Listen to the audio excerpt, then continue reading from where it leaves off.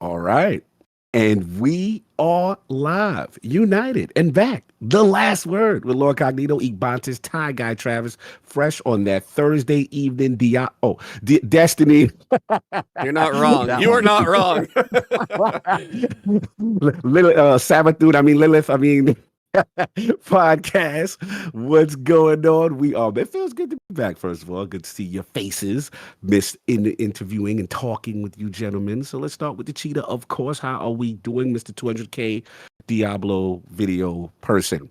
Well, I mean, yeah, that one exploded. That's actually what pushed me over the top over the weekend. I broke 100,000 subs on the channel. Woo! So we got the official. It's at like 100,500 now or something. The video, what a Diablo guide.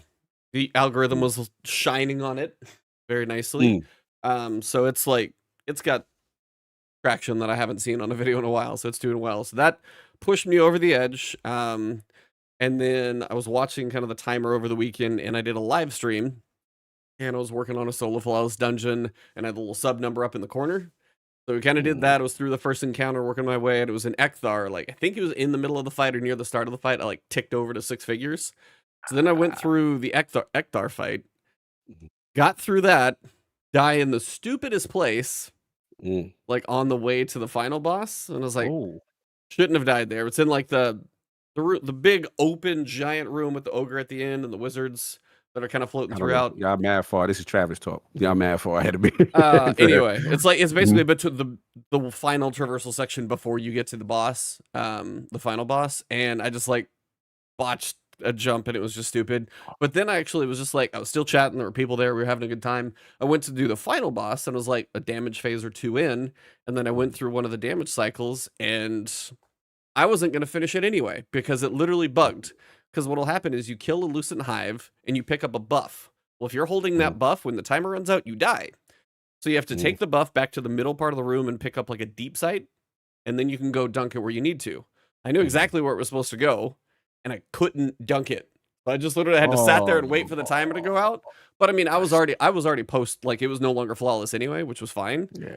But I was like, wouldn't mattered anyway. So it was just like, yeah, I've seen some very sad tweets about disconnections and like bugs and stuff about solo flawless runs have been hard to come by for many things on the dungeon. But yeah, actually crossed it. It still is weird to look at my channel and see 6 figures though. It is weird, like to see the 6th digit up there. I know it's just like 100,000 a squeak over, but it's still when I met weird. you, I'm gonna say you were 20. I was going to say, I don't even remember if I was that big when I met you at Guardian. You might have been, 10. I was probably smaller. And if we're going to say Tampa Bay Fairgrounds GCX, well, at the time it was called Guardian Con. Yeah. What year is that? 2017 or 16? Yeah, if it's 16, it was really early. And I was like, I was so proud of him. I've never seen 10,000 before. So I was like, wow, this guy's got 10,000.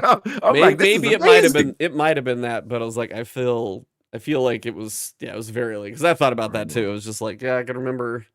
It's like come a long way because I remember that. I remember another wild milestone for you was Whisper of the Worm. Yeah, that was a big one for you. That video is like still stupid. Like, how did your Outriders content do? I'm just curious now that we're going through your history. It barely even exists. People can fly there and help you out along this way. No big boosts there. I mean, I was big enough. Apparently, they're like, hey, you can come try the game, but yeah, channel algorithms and all that. Bro, you come a long way. I am super proud of you. It's just so humble. So it's just cool to see good people get the work. It's like watching Travis now, like elevate, and you elevate is like super dope to me. You know what I mean? Like, sell yourself short either, by the way. Out there, come up, right? We've all come up like together. ILP like it's and cool. Hold the line sitting on the Xbox stage and stuff. That's I mean, good. And you're out there like meeting everybody. I saw you have pictures with everybody and like, I mean, Phil giving you birthday wishes, and I'm like, there's no selling anybody short on this podcast. You guys have both done. Shout out from Phil. That's cool. I gotta hope you recover well. That was the one, the recovery one. That was cool. And it's cool because Trav, you guys know the conversations I've had behind the scene and how hard we work, and it's interesting to see like people you don't think know you and they know you, and you're like, yo, it hits different. And y'all know the grind, you know what I mean? We all three of us have grinded like crazy. and to see the fruits of it and people acknowledge us, and then it's dope, man. It's dope. It shows the hard work. You know, it does pay Travis off. is over and here. all It's of like us I are work good my people. tail off and then I sit in the room with the lights off. So Yeah. Well, no, I don't work at all. I mean, Stop. At least I don't. I have 3,000 Twitter followers, guys. I'm just Bro, you are a nobody. big deal. You are a big deal. You break the one internet. of my buddies, he's like, I swear every review I look at on IGN, Travis. Like he's like one of my gamer buddies who like checks all of them out, and he's like, more often than Well, not, they don't it's know Travis. who I am. I bet you he doesn't follow me on Twitter. He's not on Twitter anyway. He's not that kind of guy. Yeah, there you go. That's my. Nah, you know what I knew you made it? The Hogwarts situation. There was like 3 key moments where people the Tassie and that was classic, bro. There was moments, bro. You've been on fire. Then the reviews has just been consistent, and then the high profile games. My point is, you guys are crushing it. Oh, stop! Okay, don't put me up there with you. Stop it. We have nonsense. It's Stop nonsense. it. You know when he made it? When they don't even look at the review and they go IGN said. Like when you get into that pocket where you just blame for all of IGN's pocket, you made it. Yeah. You are one with the mothership at that point. Yeah. You're part of the Borg. Yeah. You're the Borg now. You assimilate. That's it. You made it, bro. Yep. I will say this. I reached a major milestone recently. This is me just recounting a win. Okay. I got access to a Steam, what are they called? So Next Fest stuff? Is that coming up? No. I got access to a what you got? What is it? One of the Steam early curator. Access, I know curator behind the scenes Steam Press account. I think they're called. Oh, nice. Yeah. Okay. And if people don't know what a Steam Press account is, it was a huge mistake that Steam made a while ago, wherein they let people who were part of the press get these accounts where you could open up any page on Steam, and instead of there being an add to cart button, there's just a button that says add to account, and you can just play everything. You can add every game to your account for this free. Sounds like the Black American Express. I'm like, I don't even know if this exists. Add a black card. Yeah. It is too much power for one man.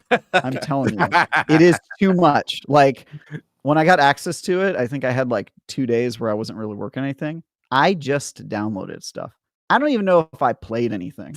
I just downloaded stuff. He's like, I have a 10 gigabyte internet connection, and I'm going to try and use all of it right now. Steam, literally, how good are your servers? Let's go.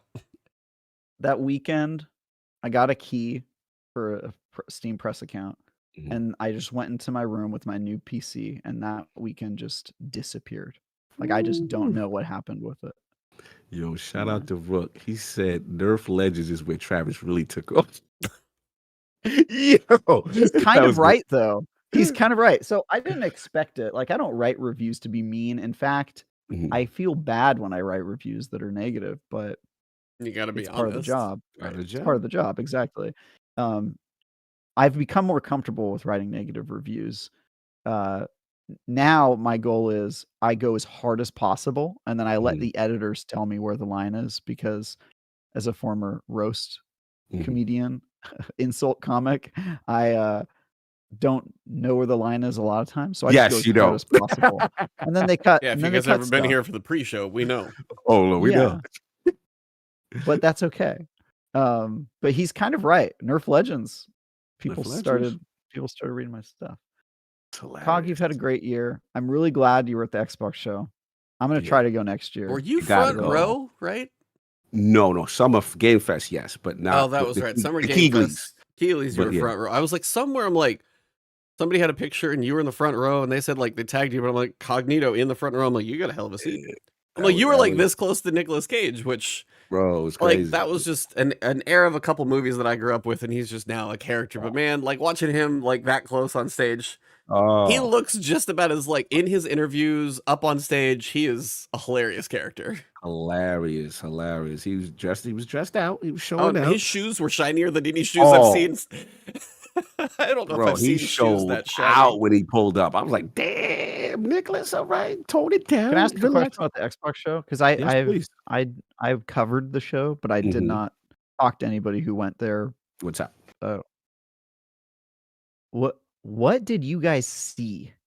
Because that show was clearly pre-recorded. Yes, correct. So what did you guys just went into a theater and watched a screen? We went to a theater. It's like a IMAX theater, so to speak, balcony level. Microsoft Then Theater, there's the stage. They came out before. What you guys didn't see is they came out before to kind of each individual. I think Matt Booty, Sarah Bond, Phil, and Aaron. Aaron kind of get the crowd started up, so he's doing the whole hold the line thing. He's got King David's shirt on with hold the line, bro. It was insane. So then he's getting everybody hyped up. So then I believe Matt Booty comes out. They talk about the year. Sarah Bond comes out, talk about the year. Phil kind of does a little, I don't want to say a mea culpa for the kind of funny interview, but kind of like, hey, you know, I'm an emotional guy, wear my heart on my sleeve. I may have said some things. Remember the whole Great Games debate or whatever it was?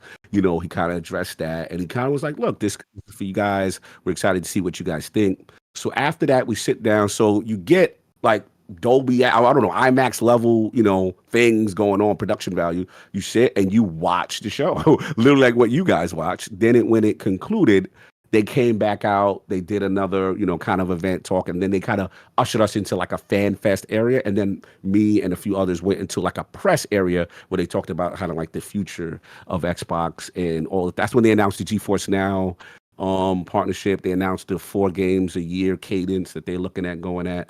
And then I got to meet all your contemporaries. Ryan was in there in the press and a couple other people. So yeah, it was pretty cool. It was pretty cool. But yeah, it literally was a theater. It's not like the old days. Like, that makes me sad because the other ones I've been to the Xbox show a few times and they were very different. Yes, when they come out on stage and it's actually the presentation. But the vibe I'm getting, Trav, you know, when speaking to, you know, Green and a couple other people, like the days of that may be over for the showcases because they save so much money. But it looks like Jeff is carrying the tradition of the actual kind of on stage thing for the most part. I mean, he still had trailers and stuff going on too, but you know, at least he came out on stage and introduced developers on stage and stuff like that. So that's where it looks like it's going now. I mean, financially, I'll be that surprised piece if makes it stays sense. that way. Yeah. So for you guys, I mean, I know last week talked a little bit about Summer Games Fest because I had Jarv on. We caught up for a little while and we were just kind of just we kind of rambled on about a whole bunch of random just like Destiny, future thoughts, issues. We talked about some stuff, but I mean, I kind of want to get you guys' thoughts because I mean, Summer Games Fest, Xbox, Capcom, Ubisoft, all of those dropped, and I just was like, what are like a couple, like 2 or 3 big highlights, standout surprises from both of you guys? I've heard Cog talk about damn near basically everything on Defining Duke, so I want to let Travis actually go first from the IGN perspective because I know you were in the mix of it too. Yeah, I was covering it, which sometimes you don't get to enjoy the shows a lot, you know? You're writing pub info and stuff, which I had some like janky jobs. But the cool thing is this year I actually got to know some of the announcements before they happened, which was sweet. So I covered some of the stuff. Like obviously you guys know I'm tight with the team over that's working on Remnant 2 Gunfire games. Yep. And so they announced their release date and stuff like that. But the big stuff for me was I'm surprised Xbox had a good show. Yes. Legitimately. Yeah. I Diesel, you got the best one of the what 3. were your standouts? Easily, what was your had the best standouts for one. you? I'm curious for your standouts for the Xbox. Star Wars Outcasts was a big surprise. We knew Massive was working on something. Outlaws. Star Wars like, Outlaws. Yeah, that doesn't sound right. Star Wars Outlaws was a big surprise to me because we knew Massive was working on something. I didn't think it was that far along. I wouldn't have guessed it was either. And it looked really good. I liked the vibe. I liked the main character. You know, Star Wars. It's Star Wars, guys. Of course, I'm gonna like it. It looked good. Yeah, it did look good. I don't know if it can. I don't know if it can capture like some of the magic that Jedi Survivor has, but I hope they can do pretty well. Probably not. Yeah. Probably not would be my guess. I'm also really surprised. I'm not surprised. I was one of those guys who refused to get hyped about, but was sure it would be good. Starfield, but I'm surprised it was as good and as well received as it was. I have actually flipped from not really that interested to I'm leaning like 55%. I'm now cautiously curious about it. Yeah. Well, there Oh, tell were me, Trav. some hard lines like Hogue was saying this. Well, Hogue Like said, Hogue was a naysayer about Starfield from the beginning. He was just like, it's so pretentious, the navel gazing, and then when they did their original reveal, he was like, that those worlds look bland and empty. Like you're gonna paint your vision of the universe and the galaxy, and that's what you do, like the most unimaginative thing possible. He was like super upset with it. My feeling was always, guys, it's Bethesda, they've earned their pedigree. Wait, like let's not get hyped, but also like they've earned a little bit of trust and faith from the public. Like they've made some of the craziest RPGs of all time. But that's hard to do when they're calling, their RPG the most important RPG ever made before they've even shown anything. Like stuff like that. Like they just sort of shoot themselves in the foot. They make you like not want to like them a little bit. Yeah, I can see that. He completely flipped. Hogue is now super stoked for Starfield. No, He did a 100% 180. Get out. I gotta listen. I gotta listen to Big Cast this week. I'm not joking at all. I didn't think anything would get him off his square. We haven't talked about it yet, I don't think, because that was Sunday. Right, if you guys do Big Cast in the morning, it was right after your show. Yeah, it was right after our show on Sunday. So we haven't talked about it, but okay, so I gotta listen to this. He is now 100% down with Starfield. He's like, yes, like super stoked for it. I am super stoked for it, which is surprising to me. What got you though? What was the moments in the direct that got you to switch and say, you know what, these components or these aspects of gameplay seem cool or have me interested? Very curious. It was when I realized, because I've sort of been curious about Starfield, like how is it going to work? They started talking about procedurally generated areas, and I was like, that doesn't really seem right to me. For what I think it wasn't really at one point in time. It was all the factors of like, look, this is a Bethesda RPG. Like, here's all the things that are Bethesda RPGs, perks and origins and social links, and all these different side quests and different factions you can interact with and all that stuff. And I was just like, all right, like it was kind of like a gradual like, and I'm super down. Like it was like it just sort of went all over. So I've sort of was always right in the middle. I was in zero gear, ready to go one way or another, and I try to remain that way since I'm a reviewer, a critic. But yeah, they got Next me. thing you know, they're gonna get you to review that one this fall. No, that is Dan Stapleton. Oh, he claimed that one too. So he got what else did he get recently? Starfield or Star Wars. Star Wars, that's right. Star Wars, right. Yeah. He got Star Wars. I think he gets first pick, but we try to pick the person who's the best for the job. But Dan Stapleton's great for that job. He loves space games. Anything where you're in a pilot seat in a spaceship, he's the guy for. So yeah, and obviously he's my boss. So he's a great he's a great critic. I mean, he is. He kicks my ass every time I write anything. So good editor. Yeah, he's a great editor. He's fantastic. He covers me in red ink, and then he compliments me and says, yours wasn't even that bad. And then he tells me that compared to other people, apparently my reviews are good. And I'm like, Jesus, I don't want to see these other being as I don't do like any writing practice, mine would be just a mess. You may as well just throw a bucket of red paint on mine. Bucket of red on it. It'd be rough. I just don't. I mean, I don't do that, so it's like there's zero practice there. So yeah, I get that was a big one. And then there were some other things that jumped out at me that I kind of wasn't expecting to be hyped about. There were some disappointments. Lack of I think Fable looks great. I mean, I know we don't have any gameplay, but I'm one of those guys who's like ride or die for Playground games, and I hate that people think that they can't make games just because they make car games. I mean, they make a gorgeous game, and it looks like the world is gorgeous. I know it's like whether it's in-engine cinematic or gameplay. There was a little bit of gameplay at one point with her like throwing a fireball. I think that's one part where it was. So it's like I kind of just it was all in-engine. Yeah, it was like looked like it was in engine. So I mean, it looked pretty, and like I love the humor that they have in there. I never played the old ones, but I kind of got the gist of like the good and bad nature, and you can go like devil horns or stuff like that. So I know I hate to break it gist, to the huge fan base for Fable, but those games weren't good. None of them were good. You just made a lot of people angry. They gonna come for you. No, but look, here's the thing. Great. I'm glad you liked the game. They weren't good though. They never were good. Fable games were okay at best. All of them. And even I include Fable 2 in that. They had I think the reason people love them is because there aren't enough comedy games. Mhm. There just aren't. And Yeah. and honestly, Fable gets huge It's credit hard to in do my in a book game for being too. a comedy Comedy's game. hard to get right in a game. Mhm. It's hard to get right always. Well, yeah. But Yeah. the fact that but a lot of people don't even try in a game. So I love that. Mhm. 2, they tried stuff that had never been tried in games before, and the Yes. novelty of that was novelty. amazing, even Yeah, when sure. it didn't work out, even when it wasn't like a huge success. But as games, none of them ever really hit all the marks that you want for it to be like a great game. Like they weren't Mhm. like amazing. I Yeah. would probably give Just more unique Fable at than its best was like a 7. Mhm. like unique, Playground not amazing. games, Yeah. yeah, Playground Games is going to elevate it because Playground Games does not miss. They Mhm. have not missed yet, They're and I beasts. think that people are underestimating the pedigree of that studio. I think they're gonna crush it. But yeah, No doubt. Yeah, Yeah. man. Loved it. Shout out to Sin. Shout out to Seth for the chat. Nova Ball. it was a good show. Capcom show was terrible, I heard I that don't didn't know even about need to be a it. thing. really bad, really Yeah. bad. I don't know why that was there.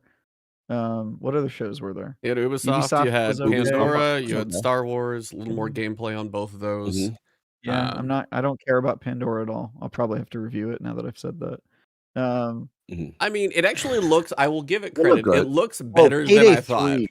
Payday 3 Oh, was Payday 3. I'm like, You in? I love Payday 2. Yeah, The Oh, I fact didn't that know got the announced, Payday I'm gonna game. try to review that one because I Mhm. feel like, yeah, I love the Payday games, and that was another game where we weren't really sure when it was gonna come out, and Yeah. it's sooner than we thought. A lot of these were sooner than we thought. the NVIDIA Yes. leak list is just slowly It's getting checked looking- off. Yeah. Damn it, what was I going to say? Mhm. No, it was Ubisoft. Yeah, that and the Star Wars gameplay, so you actually got to see a little bit more there. Yeah. I mean, as long as these aren't all Far Cry clones, whether it's first person or third person, we'll see how it comes from Ubisoft. I will say the surprising one was for Ubisoft, especially that I saw like from them. I did not expect the Prince of Persia 2D. Yes. That was sweet. That one actually, like, I mean, I've kind of between Ori's and other stuff like that, like a tight 2D game can be very fun. Like Rogue Legacy 2, I think I went through and beat Mhm. that one recently. That was actually not like a huge highlight, but a big surprise for like, because I thought Prince of Persia and I still think Sands of Time is, indefinitely delayed, but Mhm. that was a nice little surprise. Yes. I want my Forza so bad. I know nobody else. I know literally love that nobody you love it. watching I any love of this Forza. could care. Okay, I love that you love I love motorsports. Forza. Oh, Yeah. I've been waiting for Motorsport for like, and it's been, how long's it been? You would probably know this better than I would. How long has it been 4 since years. the last one? Okay. Okay. Yeah, it's been 4 years. Because And this is they made a new engine. The Forza yeah, engine got a next huge gen engine overhaul. now. And this is the first one since the Series X came out. Series X and S. Yes. Yeah. Yeah. So it's like, I mean, and it's got a Corvette like as one of the featured cars, so I'm like doubly there. Mhm. Now it's like it's me learning to track, like that's my thing. I Horizon's love like the Forza. yeah, I'm gonna buy Horizon's that. That's a fine. buy for me. This is fine. But we need the enthusiasts for the I hardcore. want- I love Horizon. CarPG. I mean, that's Yes. why I think Playground Games is going to be good at making a Fable because the I entire saw the feature video about them doing it for blind drivers based on sound cues and stuff. Have you seen that? Oh no, I have not. Oh my, it's ridiculous. Like it's crazy because they worked with like completely blind guy who was like came in, worked with him through the whole accessibility development process, like sound cues. I'm guessing there's like some rumble stuff involved, and it's different sound cues to know like edges of the track. You got to be on the edge of the track, but in the right places. So it was just all the stuff they worked through, and he's sitting there like making a lap and beating the AI drivers and cannot see. And I'm like, how are you doing this? Insane. That's So like, if insane. you Wow. haven't seen that one for Forza Motorsport, go watch that because that is accessibility to like crazy level. That's what's up. They doing quick question for the hardcore. They doing the pit crew stuff? yes. I don't. Are they? Okay. That's all. I don't actually It know. looked like it in the trailer. I saw Okay. it in like a graphic, but I'm like, is that just cinematics, I or mean, is it would. they gonna have that? For, It would have to for be an hardcore? endurance race long enough to justify it. But if they do have those, then that would be kind of cool to see. I don't know I if they'll go assume full it. I don't know if they'll go full Formula One type stuff, but Mm. be interesting to see how they handle that one. Didn't the last Motorsport have it? 7. Been too long since I played it. I don't remember. Oh, go. Interesting. Yeah. Interesting. So yeah, it was a good show. Good show. Yeah, excited. Xbox I came loved out. her. Yeah, like Xbox came out and did a lot of stuff. I know They you did. raved about the In Exile one. I was just about to say Clockwork. Ooh, that looks Clockwork, good. Clockwork Bro. Revolution. Yeah. I told people about NXL. They sleeping. I told people Yeah. NXL, man. I also Ooh, that really looks- liked Avowed. I know people are Yeah. complaining about it. But I think Avowed looks weird and strange, and I want to Cool. play that game a lot. You know what they so. gave me? I love obviously you got the dual wielding, you got your spell, but I like that the spells got grand. It gave me you saw when they did the singularity and they had like all of them in the air floating and then they slammed them down. Like it gave me like biotic Mass Effect power energy. Like they Yeah, doing I just newer know things with Magic. Obsidian is gonna make like a smaller, super story decision based game, and I'm here for it. I'm here for all of that. Yep, I agree. Mhm. Yeah. Yeah, so that was kind of a surprise. The first one, the South at Midnight, is that what I'm getting the title wrong, I think. Yeah, South of Midnight.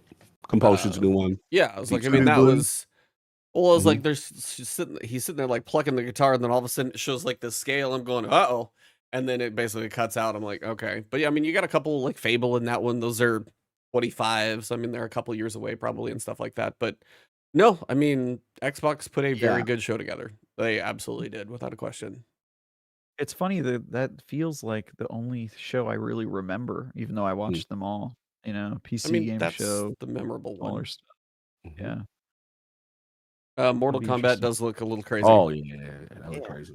Yeah, It that was does yeah. look, yeah. Mhm. That I'm one. very excited for that game. I think every Mortal Kombat game that tells the original tournament arc is the best one. Like Mortal Kombat 9, just when they is it like 9, 10, 11? Is that like a kind of a trilogy that 9, based 10, yeah, on? 9 is a fresh start. Okay. and then 1 is a fresh Because start I as heard well. a lot of people like the story in 10 and 11 and Aftermath. Like I heard the stories are actually definitely worth going through there. Good, but they ran out of runway, and I think they wisely knew it's time to just go back to basics because you know they don't want a Dragon Ball Z.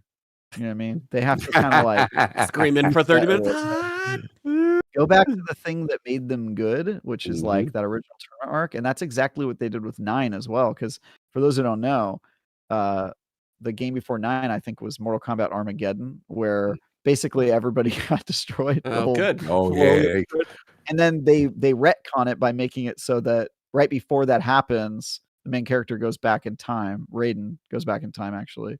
And starts the story over. And so they're basically just restarting the story a bunch of times. But this time, Liu Kang is a god, Yes. god of sun, I believe, which is crazy. God of fire. How is that? Aftermath DLC? Fire? Yeah, the way they set it up, I knew what was coming, and I knew people weren't going to be ready for it because it was so cool. And now Raiden is kind of mortal, and it's with Fire God, Liu Kang, or whatever. Oh man, it's good. It's kind of a sweet idea, and they could keep this up forever because a lot of people could win that route and become god in the next, Mortal Kombat game. I just love the permutation because here's the thing: anybody who likes anime, really, what they actually like are tournament arcs. Yes. Let's be honest. Like that's what people actually like. And as soon as animes get away from tournament arcs, I feel like they go downhill. Which is why I love Yu Yu Hakusho because it's just oops all tournament arcs. And I think Mortal Kombat's really good at just maintaining that thing we love. And I got to give him credit. I know South Seffi being savage. He said they playing FK stories like playing D2 story. I will push back because I will say as far as fighting games, no one does story like Mortal Kombat. Their narrative is completely inclusive from every character standpoint in every chapter.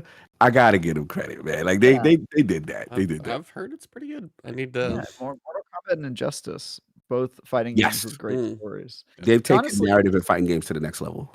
My opinion is if you are making a fighting game, you have no excuse for having a bad story because what else do you have to focus on really? Like you have like two things. You got the story and then you have just the fighting, which obviously you're going to spend 95% of your time on the polish of the fighting, but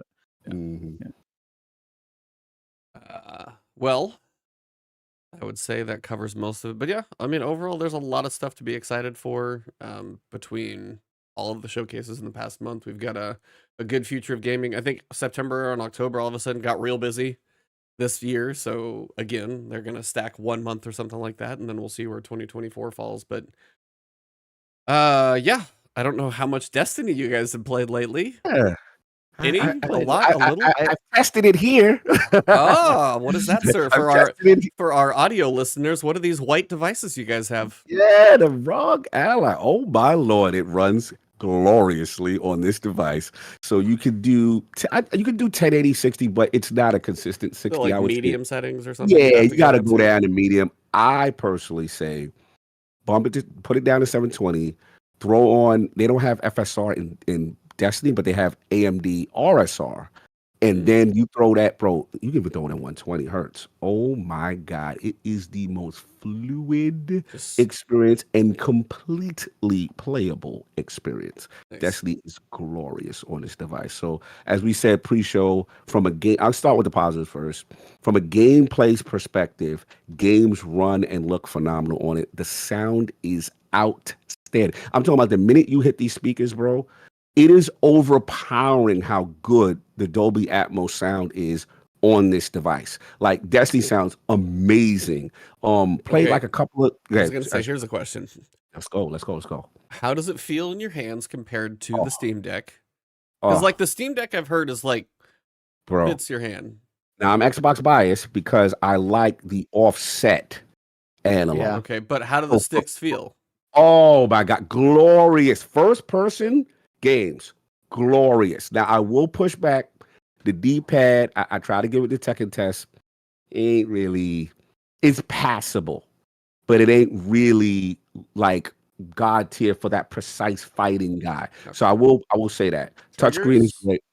Triggers are good. Triggers are good. How do they? Oh, you got the you got accessories. So they sent me this thing, which is like Does it have a display controller on it? It does have a display on it. Yeah, Okay. little. What is? Oh, that's fire. Oh, you got the okay. Oh, okay. Calm down. Oh, nice. Oh, was that there? Yeah. Okay. This is a officially licensed Xbox controller that works. It's designed to work with the Asus, and then they also sent me these, which are those are good. Those are good. Oh yes, which are pretty good. They're good. Say. I haven't had a whole bunch of time to test it out. I'm in the middle of a really dense game review, but yeah. So I've tested Destiny, Diablo. Definitely able to get it all bad. It runs really good on that. Nice. I will say here's the advantages. Multiple storefront, Steam, Epic Game Store, Windows Game Pass PC, local downloads. You don't have to rely on the Now, where we talked about pre-show is the jank from an OS standpoint. This is Windows 11 first. And Windows 11 is not, as Travis eloquently put, is not designed for tablets or mobile devices. So you're going to have to do Windows updates. You're going to have to do Asus updates. You're going to have to do all Windows Store BIOS updates. Right. BIOS updates. Then you're going to have times where you're going on a tablet. On a tablet, I can't move around. How come the mouse is not working? Oh, I got to press up this button and then enable keyboard and have a mini keyboard here. So for a person who is not Windows 11 savvy, there is going to be pain points in the beginning. There was no working around it. Yeah. Once you actually get to the games is where it starts. So they got a lot of work to do on this UI and Armory Crate and all that other stuff because this is a Windows 11 device through and through. But from a gameplay perspective, yes, the power shows through and through, and it feels for the most part good in playing games. I, as somebody who is Windows 11 proficient, I would still caution against this device as like an OS. If you're somebody who's like easily frustrated, like it's just got a whole bunch of things where like menus pop up in weird places, and it's got the virtual keyboard that you have to use with the touch screen and just all these other problems. You can overcome that with a buttload of accessories, like, you know, plugging into a dock and then using a mouse and wireless keyboard and like all this other stuff. But it's like, by and large, not super worth it. And you kind of are just going to be stuck with like a janky interface. Like it took me like 2.5, 3 hours to get it set up just to be like functional because of all of the like updating. And it's a PC. I'm already frustrated with managing my PC when I have a full, you know, mouse and keyboard setup. So this is like even more frustrating. It's like all of the disadvantages of like the jank of running Windows. But you know, it gives you more freedom. It's great if you're an Xbox player because you don't have to basically do like a hack to get your Steam jailbreak Deck. your Steam Deck. And Yeah. you don't have to stream. You can do the local to the device. You can do it local to the device. God. Does Game Pass on Steam not do local? Oh no. Oh, I didn't know. I heard some people got You Windows on only there. I wasn't streaming sure. only. So. You could config and try to jerry rig it into putting Windows 11, but it's not made and it's not. Technically, the Steam Deck, I think you can also do the same thing. Get the Xbox app and download the games, but there's like 2 modes on the Steam Deck. You switch between the native app and then other stuff, and the other stuff thing is like kind of janky. It's basically the same thing. Like basically you'd be giving away all the advantages the Steam Deck have. Like I've got 2 Steam Decks, and basically my Steam Deck has one use case. I need to play a Steam game and I can't be near a computer. That's it. Because if I'm trying to play an Xbox game or even a what's the itch.io, like I have itch.io games on the Steam Deck, that's like a project to get those things. Programming course. Yeah. And Destiny 2 is not illegal on the Ally because it's a Windows device. So you don't have to go to Destiny Bungie jail for playing Destiny 2. Yeah, you can't play Destiny 2 or actually really any multiplayer games on the Steam Deck, which is kind of a problem.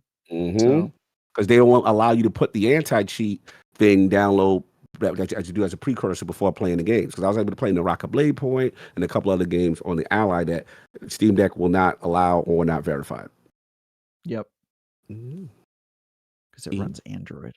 Yes. Yeah. It's important. It's unfortunate. Well, you got fancy devices, but what were you going to say? I would just like at this moment to give a shout out to my friend. And actually, he's your guys' friends too. Do you guys remember Warren? Warren. He's a friend of the show. He's a big Destiny player. He was at GCX last year, and we went out and had burgers with him and his friend. Oh. They were tall guys. Yeah. Oh, that's the homie. Tall guys. Funny. So, Warren and I have become friends. Oh, nice. He's a super cool guy, and we started raiding together weekly, and he's just a dope dude.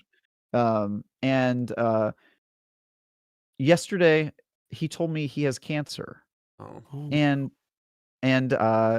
it's super bummed me out. It hit me really hard because he's a new friend. He goes by Buff, some of you guys know. I just want to give him a shout out. Yeah, Buff. Buff. Yeah, that one. Yes. Okay. Sorry. Yeah. Oh, Buff. That's the name. Very cool. Yeah. So I don't think he knows the full scope of what's going to have to happen. I think he's going to have to do chemo and all that. But I just want to give him a shout out here because he's a great guy, a good part of the community, super funny, super welcoming, and hopefully he has a speedy recovery. And if he doesn't, I want this community to support him because he's a great dude. And has a great laugh. I really appreciate that in a person, somebody who just like, because people with a good laugh, they enable me, when I'm being out of pocket. And I really appreciate that as a quality in a human. So Warren, also known as Buff 32, you're the man. Let me know if there's anything that we can do. And I just wanted to give him a shout out because he's a good human being, and I think he deserves this community to support him. Absolutely. So, Man, Destiny favorite, very cool dude. He's always active here with Ebontis and us and in the community and playing games together. Good dude, man. Godspeed to your recovery, and we got to keep our community together, man, because we got to take care of each other and stay abreast when we all going through stuff. He's also trying to use his cancer to get me to go to Guardian Con this year, GCX, which I feel is a little bit of a low blow. Personally, I feel like it's a little rude. Way to go, Buff. That's what. That's how you use it. He is a Florida local, so hopefully, I think he's probably he's gonna be there either way. We hope to see him there. Wish him love. Hit him up on Twitter. Hit him up on Xbox. He's a good guy, and if he forces me to go, I guess I'll find a way to go there. But I really don't want to go to GCX this year. I really don't. Do the that's the other thing. Let's go. Alex, thank you for reminding me of this. I also have been banning Warren from chat every single week. As soon as he comments, I put him in timeout for at least 15 minutes.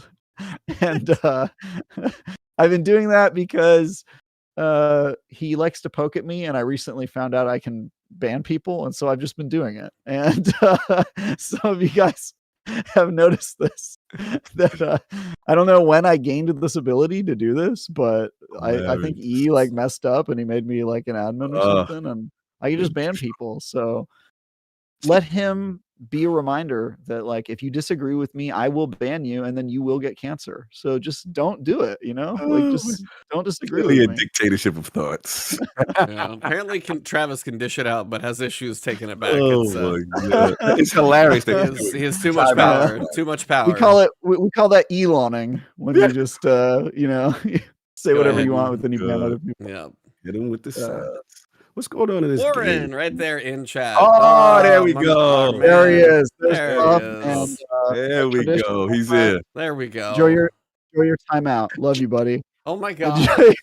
I was like, I know the names from, like, I wanted to see it in chat. And I'm like, why am I not seeing it in chat? Jesus Christ. Oh my God. Salute to you, Buff 32. Enjoy your 15 minutes of timeout, and I love you, buddy. Oh my God. Savagery. I'm sorry. I've given this man too much power. He's gonna get his moderation privileges revoked. Yeah, we gotta bring him down. They're gonna get revoked real soon, I guess. Too much power in the hands of Travis. What's going on in this damn game, E? Hook me up. I'm a guest on the last word these days. Yeah. Like, what's happening? How you been? When's the last time? What week of the story are you on? Last week's story, and I did the Drifter was talking, and talking about we had to do more stuff for Asa, and he was getting more personal. Yeah. With Sloan. Sloan seemed a little bit more receptive, but I haven't got up to this week. There's so much I got to do. What's going on? This week, Sloan and Drifter kind of had a pretty good heart-to-heart after your usual, like, run a couple deep dives and stuff like that. Not real much change in the activities. I'll cover a little feedback I had for them here in a bit. But as for the story, no major developments. It was more just kind of got a little more of Drifter's, like, honest side. Yes. Because, I mean, you got Sloan there, it was half taken. She's been through some stuff. Drifter's out there doing his thing. And he's been obviously seen some things because he's one of the older ones that's out there too. And between that and the voicemail, some of these discussions they're definitely interesting. The voicemail, not the holo projector, but the voicemail is Shax and Zavala, I think, talking. Ooh, and Shax outside? No, I'm sorry. Saladin. Saladin and Zavala, not Shax. And that's actually a good one because it's talking about, like, he was his mentor, different things like that. But then, the Sloan and Drifter talking it's worth just to, knock out the quest and listen to those two chat it up because they've both seen some things, and it's probably one of the more real moments for Drifter this week. It was good. Somebody did Saladin call him Jermaine? He has a lot of names. I think it was Tassie on Twitter was like, how many names does Drifter have right now? Savathun called him one. Yeah, Jermaine is definitely one. I think we got like a few seasons ago.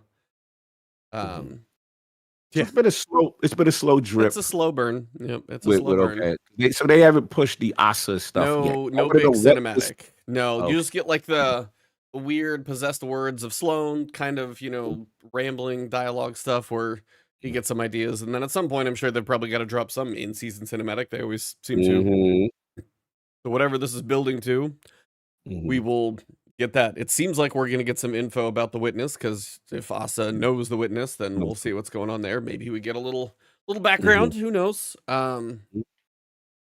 It seems like where that's building. But other than that, we got a legend version of Salvage. Okay. And I played it, by the way. And I did all the stuff this week. Yeah. Oh, you're ahead of me. Caught up. And I completed 2 catalysts. What a badass. Which ones? Easy? Actually, one of them was a sniper rifle I've been working on for hell long. Man. Which one was that? Lightning one? What is that one called? Cloud Strike's actually good, though. Yeah, that's good. Yeah, Cloud Strike. Yeah, I got Cloud Strike's catalyst done.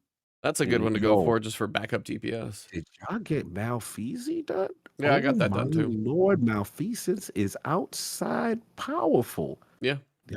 Oh, yo, against yellow bars and that extra fifth Yeah, the explosion, the Vorpal hand Yeah. cannons, and the No, Vorp, it was yo, pretty good.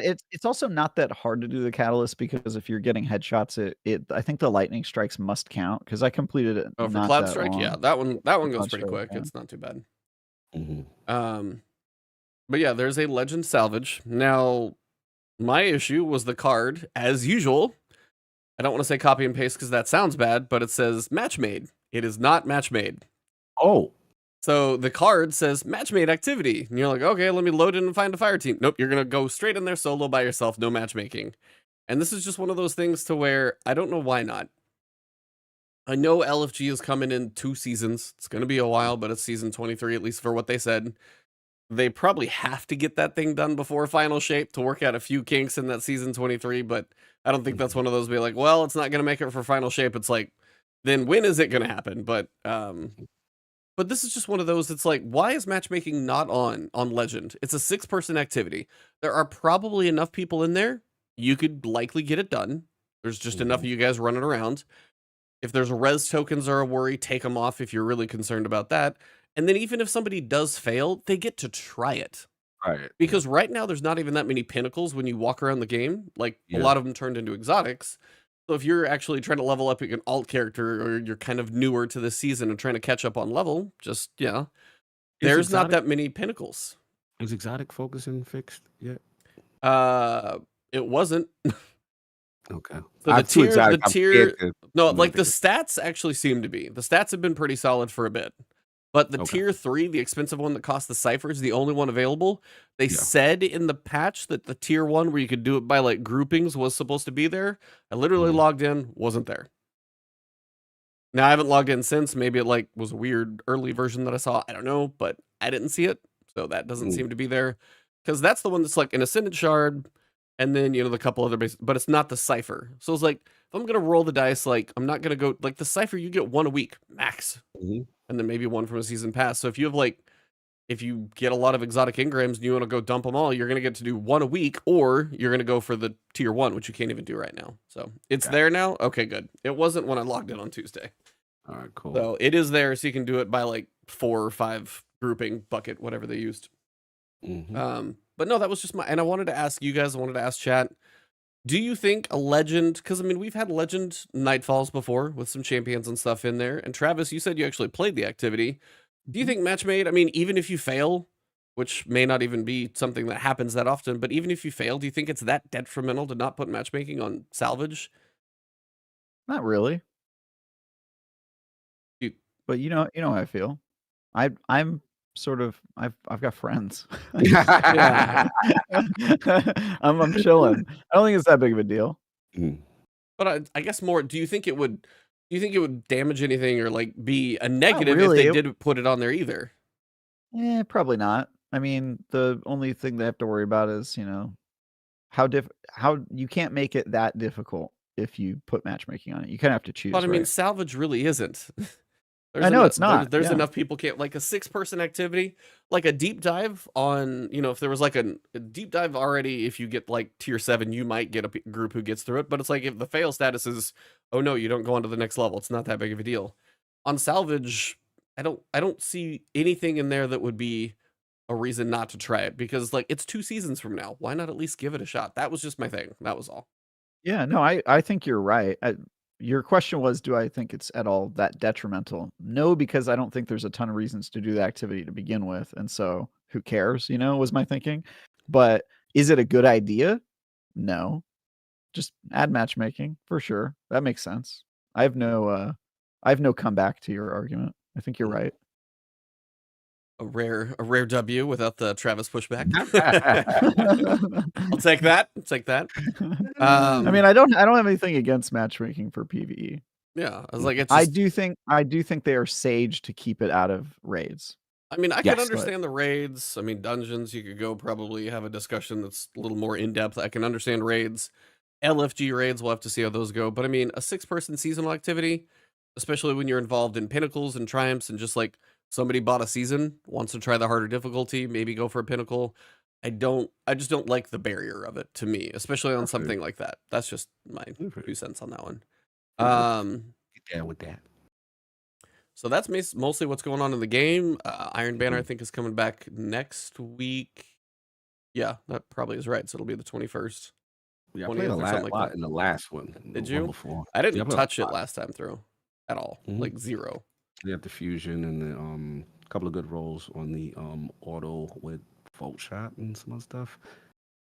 Yeah, the auto, unfortunately, with Volt Shot, I got it before. Mm-hmm.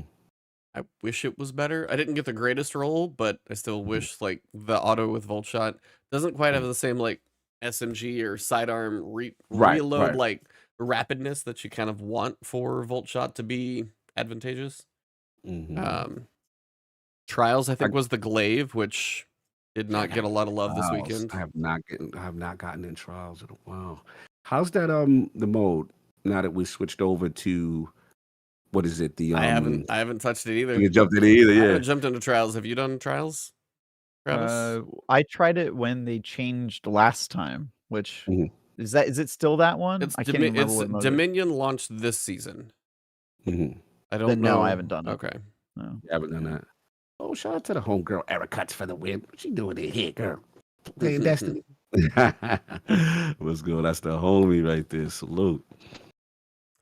So yeah, it's trials isn't even trials anymore. Well, Travis could tell you that's No. been that way for about 4 years, but you know. Yes, I would argue that the downward spiral of trials started a long time ago, and I think Bungie is generally happy that it's not the thing that it was anymore, and I am generally sad.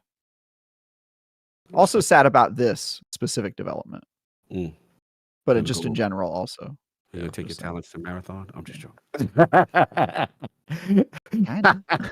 That's a I mean, whole we look, talked at this about point- that a little bit last week, but yeah. Can I do a major announcement? Ooh, Can I drop a I world mean, first Yeah, exclusive? hold premiere. up, world premiere. World premiere. I am officially, and honestly, this happened a long time ago, but I'm going to put a label on it right now. I am no longer a Crucible main in Destiny. I'm a PvE main now. What? Yeah. You retired, Look, bro? look, I can only go so long not playing that much Crucible before I'm not a PvP main at this point. Yeah. I was thinking about it like a couple months ago, and I was like, I mean, I still like PvP more, Mm-hmm. but my hours, if you were to document my hours are PvE, and then I log off, and when I play PvP, I play a different game.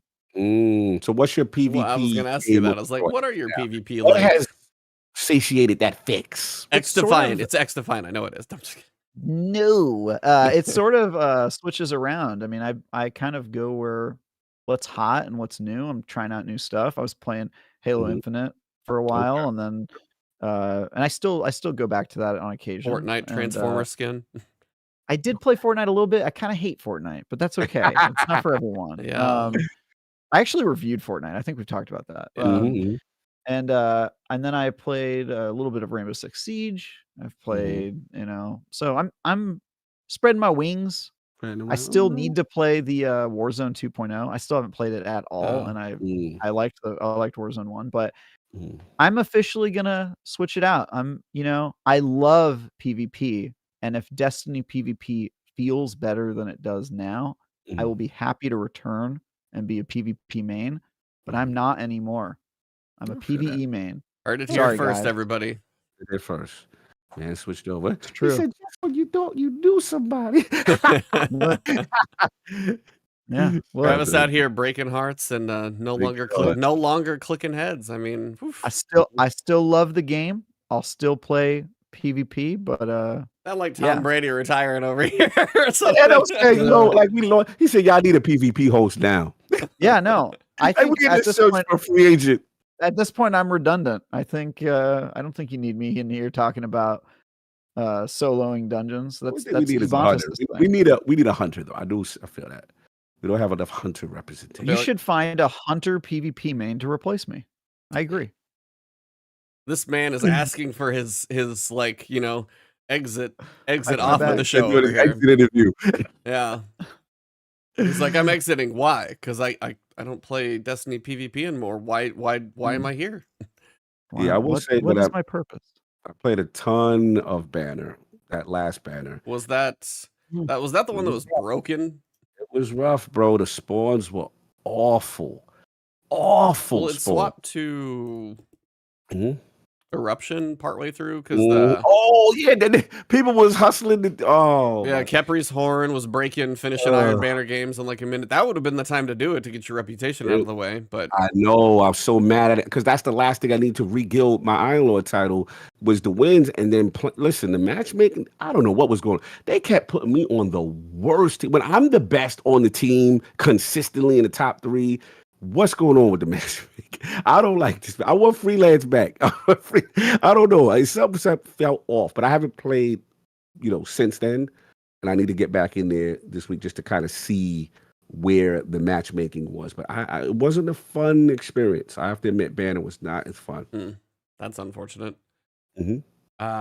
Yeah, I mean, I didn't touch it because I think that might have been Diablo came out and stuff, and I've just been having fun putting time into that. And like Diablo has its issues. It's not perfect. You get to the end game, you find some issues. Like there's some, you get to the higher end of like, okay, so there's this issue. There's some currencies. I need a gem bag. Like, but I've got jewels coming out of my eyeballs now.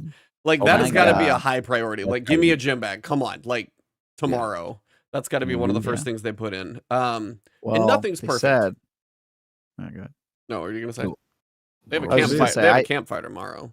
Yeah, they do. I'm covering it. But I interviewed Rod Ferguson, and he said to me that basically season 1 is already in the bag, as are a lot of the changes that they want to make. And so a lot of the stuff where there's player feedback, if it's not this has to be fixed tomorrow or the game is not going to be functional, is going to be probably season 2 or season 3. So I think the gem feedback came back late because it kind of is an end game problem. I don't think it's going to be part of season 1. And I think it's one of those categories of semi-urgent. They obviously want to get it on the soonest patch they can, but they're basically done by now. They're definitely done with season 1. Season this was like feature complete, 3 weeks. That's going to be rough. Yeah. This was 3 weeks ago that I interviewed him, and he said that season 1 was basically almost done at that point. Yeah. So, by the way, I actually have a great anecdote that relates to Destiny. I was talking to him about Bungie's seasonal model. I was interviewing him about their seasonal model, and I was like, how do you think of it? How are your teams separated? And I said, for example, Bungie has 2 teams that work on seasons, Alpha and Omega, blah blah blah. And I explained how Bungie works, and then he laughed and he said, well, we don't have any fancy names for them like Alpha and Omega. We're odds and evens. And he's sort of like he's sort of like 1, shit 2, on 3, 4, 5. Yeah. He's like, we're odds and evens. He kind of like basically low-key called Bungie pretentious, which I thought was very funny.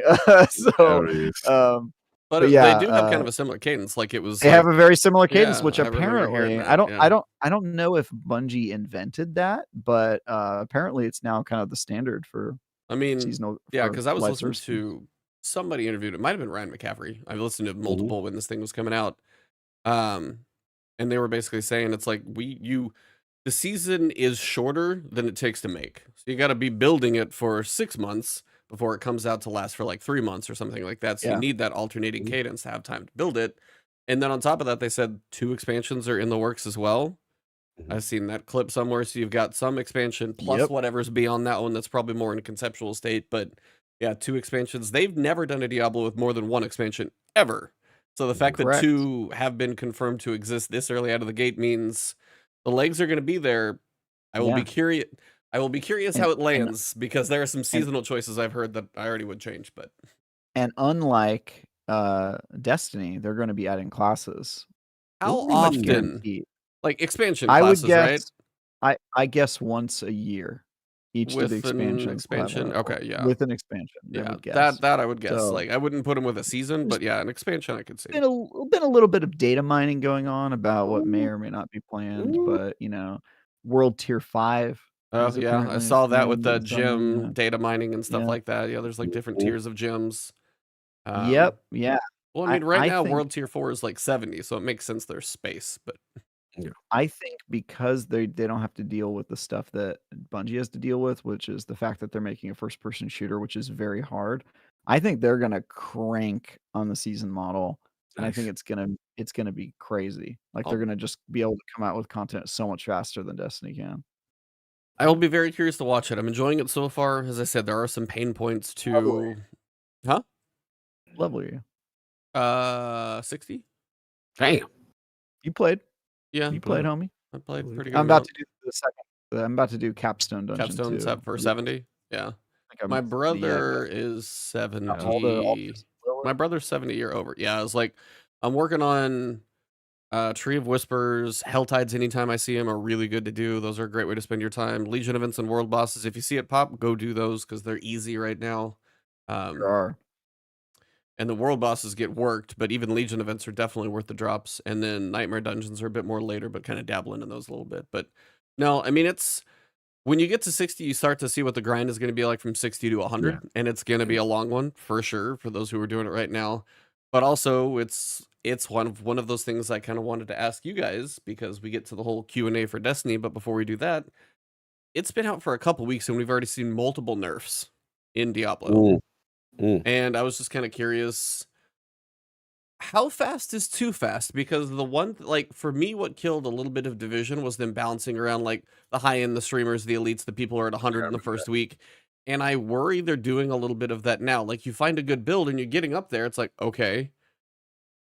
But, like, 95% of your player base who's not level 100 or cracking on the door just, like, had part of their build knocked down. It's like, I know they did a fair amount of testing, but this quick in patching, like, they've had, I swear, 9 or 10 patches already, and definitely, like, multiple sets of nerfs. It just seems fast, I think. And I'm not saying it's may not be justified, but it does seem a little fast to knock stuff down this early. I don't think that any speed is too fast for this type of game because, one, the only people who are truly at the end game and abusing the system are the streamers who can change their build anyways, right? Anybody else who's further down, it's pretty easy to change your build. It doesn't even cost a lot. Like when you're at max level 100, it's pretty expensive, but at level 60 or 70, where a lot of players are, and those are the hardcore players, most people are not at 60 or 70. You can pretty easily change your build. The hard part is really getting the armor, but even then, it doesn't take that long. It's kind of, you know, you can do it. That super thin line of balancing the game and making every class feel boring, which Destiny sometimes is on the wrong side of that line, right? They overbalance and then every class feels boring and or samey. So oh, are we offline? No, No, we're we're good. good. We're good. I We're good. saw that it dropped for a little bit, but it came back, so it didn't fully Yeah, die. we got. But yeah, I don't think that they can do it too quick. I think obviously it sucks for content creation. My advice as somebody who made a sorcerer build guide was I intentionally did not try to make the most powerful sorcerer build. And I put that in the title. I just said, here's a really fun crowd control lightning build where you're zapping people and teleporting a lot. It's just fun, right? Yeah. And then even in my sorcerer build guide, it's like a 15-minute video, maybe longer than that. And at the end of it, I go, the cool thing about this build is that it's probably not going to get nerfed. Because at least for a while, right? Yeah, because it's not the most powerful build out there, and you can have fun with it. And it's high risk, high reward. It feels fair, basically. Yeah. And you can totally copy my build and probably not get nerfed. And my build hasn't been nerfed at all, so I'm chilling on my sorcerer. I went on my rogue. I was like, on my rogue, I went rapid fire. So I didn't do the whole twisting blades thing that I heard is just like, you know, god tier wrecking everything for kind of a similar reason, because my reasoning early on in the beta was rapid fire for me worked as like, I wanted single target damage for like bosses. Cause if it was rapid fire, I'm just like fanning too much.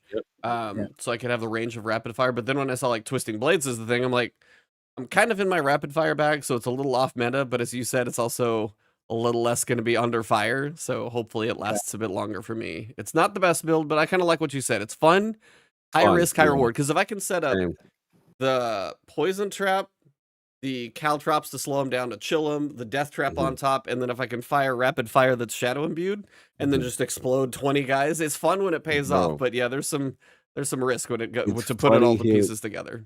Hear you talk about rogue build because I've been playing with DJ Oros a lot, and every time I play with him, every connotation in Diablo he correlates to Destiny. He's like, "Yes, I'm doing my Blade Barrage, and I'm doing this, and I'm a hunter," and I'm like, "Bro, this is not Destiny, but we're playing Diablo." And then I'm doing an ice build. He's like, "Oh, you're DJ using Oros, Stasis for your Warlock." Yeah, DJ Oros. And I'm like, "Bro, I'm a sorcerer. You're a Warlock." Like everything. And Lilith is Savathun. He literally has made my Diablo experience Destiny. 100%. I'm like, this hey, guy's DJ, you just lost the calf off for this. They're not the same game, dude. He is ridiculous playing Diablo with him. I would just say, but he loves it. Yeah, he loves He it. has a problem though. Yeah, he does. He does. We love him. He's a little unbalanced. Unbalanced. Oh my God. Well, we'll say I have a fun build with ice barrier and ice shards feeding off of each other. Then I'm gonna try your build though with kind of lean into shock and electricity kind of thing.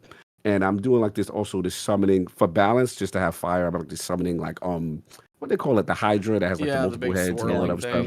Yeah, do that joint. I've been loving that, like my little minions and stuff like that. But yeah, it's fun. It's really fun and the creativity. I just like the fact that I am not penalized for respecting that badly. You know what I mean? I mean, it's just boom. Don't like this. Take this off. You know. And you have so much storage space. You can easily keep sets of armor in case the meta changes, or even better, you can dismantle them and put them into legendary aspects. And then you can keep your same armor and switch out the aspects. And a lot of times it works. And there's so much freedom. I feel like they thought of almost everything with their end game. And so it's going to be pretty resilient. I predict Diablo 4 is here to stay as a live service. Yeah. I think it's going to be a long running. It's going to be up there with Destiny in terms of like how long people follow this game. And I didn't really, I don't want to spoil the story. I didn't really like the story, but you said if it does one thing well, it sets up for a live service really well. And I think they chose that over telling a satisfying story. That's what it seems like. Yeah, I could literally see about 3 more expansions. I wonder why, right? Oh, exactly, dude. Yeah. I don't think they're going to go that route, but they could. They could. 100% could, yeah. I will say, cinematic team, holy shit. They did a good job. They did an excellent job. I mean, Blizzard showed it already. Blizzard always, I mean, I hadn't really like paid as much attention to all the trailers and stuff. So, but I mean, there's still some of it that was fresh, but it was more just the like clarity of it, the detail on the demons and stuff. I really enjoyed. Did you guys see the one Bungie dev talking about how the enemy scaling? I did not. I have no idea. I don't know if I have not seen the Bungie dev talking about it, but I kind of disagree with that. The way it works from what I can tell just in my testing, at least this is how it worked in the review period. I didn't do any testing when the game was out because I was just playing the game. But is that there's certain regions that have levels, but then once you pass that level, they start to scale with you. And then once you hit max level, 50 basically, then they start scaling with you percentage wise, and it forces you, while staying at the same level essentially, to get good enough to keep up with them. And you can see it when you do nightmare dungeons. Like I did a level 25 nightmare dungeon recently, and like that was tough doing it solo with my build, because I was just like, dude, these guys are kind of brutal. And I'm excited to get back into World Tier 4 where I belong, because I just haven't had enough time to play. I'm reviewing this game, guys, and it's devoured my life, and it's such a good game. We'll ask you offline what it is, because I know you can't. What that is. Can we talk? There is one little pain point, and I want to know how you guys feel about it. One, I'm sure, but yeah. I listed several. There are definitely several. I love this game, but it's like, man, can we get an offline mode? Like, it bothers me that I can't play single player offline to continue my get an offline mode in Destiny? I will tell you why. It's the integrity of characters. That's literally why. Why you think so? But there's PvP like zones, and also the progression of like capstones, and people would like be offline and then just like break saves and stuff like that. I mean, there's already data mining in the game. It's literally for the integrity of the characters. It's the same reason. I guarantee you that's why they did it. It's the same reason I think Destiny does it too. Mhm. Bungie. Yeah. You have Yeah. to be on their server playing as their character so they can see everything you're doing and See what you're track all the doing. data and make patches and make Yeah. sure you're not doing Or anything you would shady. just have like cheats offline, and that's all But people would was be it doing. Diablo 3 offline, or was that always online It too? was offline only on console. Correct. On PC, Right. it was always It was online. online. Yep. Okay. And I actually think that they used the Diablo 3 as a pilot for everything from their seasonal model because they introduced season passes to their scaling and the patches that they did to Diablo 3 early on to fundamentally change the game. I think that they were using it as sort of a canary in the coal mine. I honestly, Cog, I hear you, and sometimes I'm irritated, especially I'm sure there's people out there who are way more irritated than me, like level 100 hardcore characters who died because of disconnect. For Bro, a the shot patch. disconnect Yeah. game. But I Oh. honestly think for the average player, Mhm. it's going to be a way net positive. And I saw some people slamming on me in my review when I talked about the live service model, and I said, I think the live service model is a good thing, and here's why. And they were like, wow, you sound like a paid shill. I just like live service games, dude. I honestly believe that in the right games and with the right studios that are prepared for the model, that they can be a huge force for good. And I think Diablo 4 is one of those games where like there's going to be rough patches. Some people are going to complain about it, but I think once you see what you get in return, it's going to far outweigh the disadvantages. Yeah, there's a huge potential for like what you get for $60 alone. It's a like massive game, lots of side quests to do, the renown, the leveling up, the in-game, the post-game. Just that alone's there. And then even the seasons are going to have a free track. So anything that is like going to contribute to your character at all, whether it's like, you know, elixir, I don't know what they're all going to be, but anything cosmetic is in the paid track.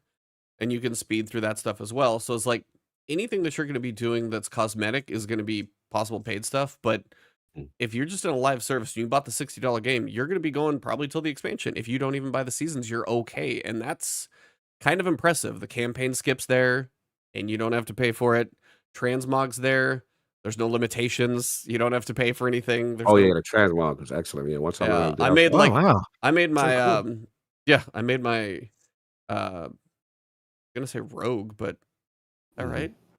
Yeah. Okay. Hunter. I kept thinking it was like Amazon or something. Yeah, not Hunter is what I was also trying not to say. I'm like, hold on. Hey, DJ.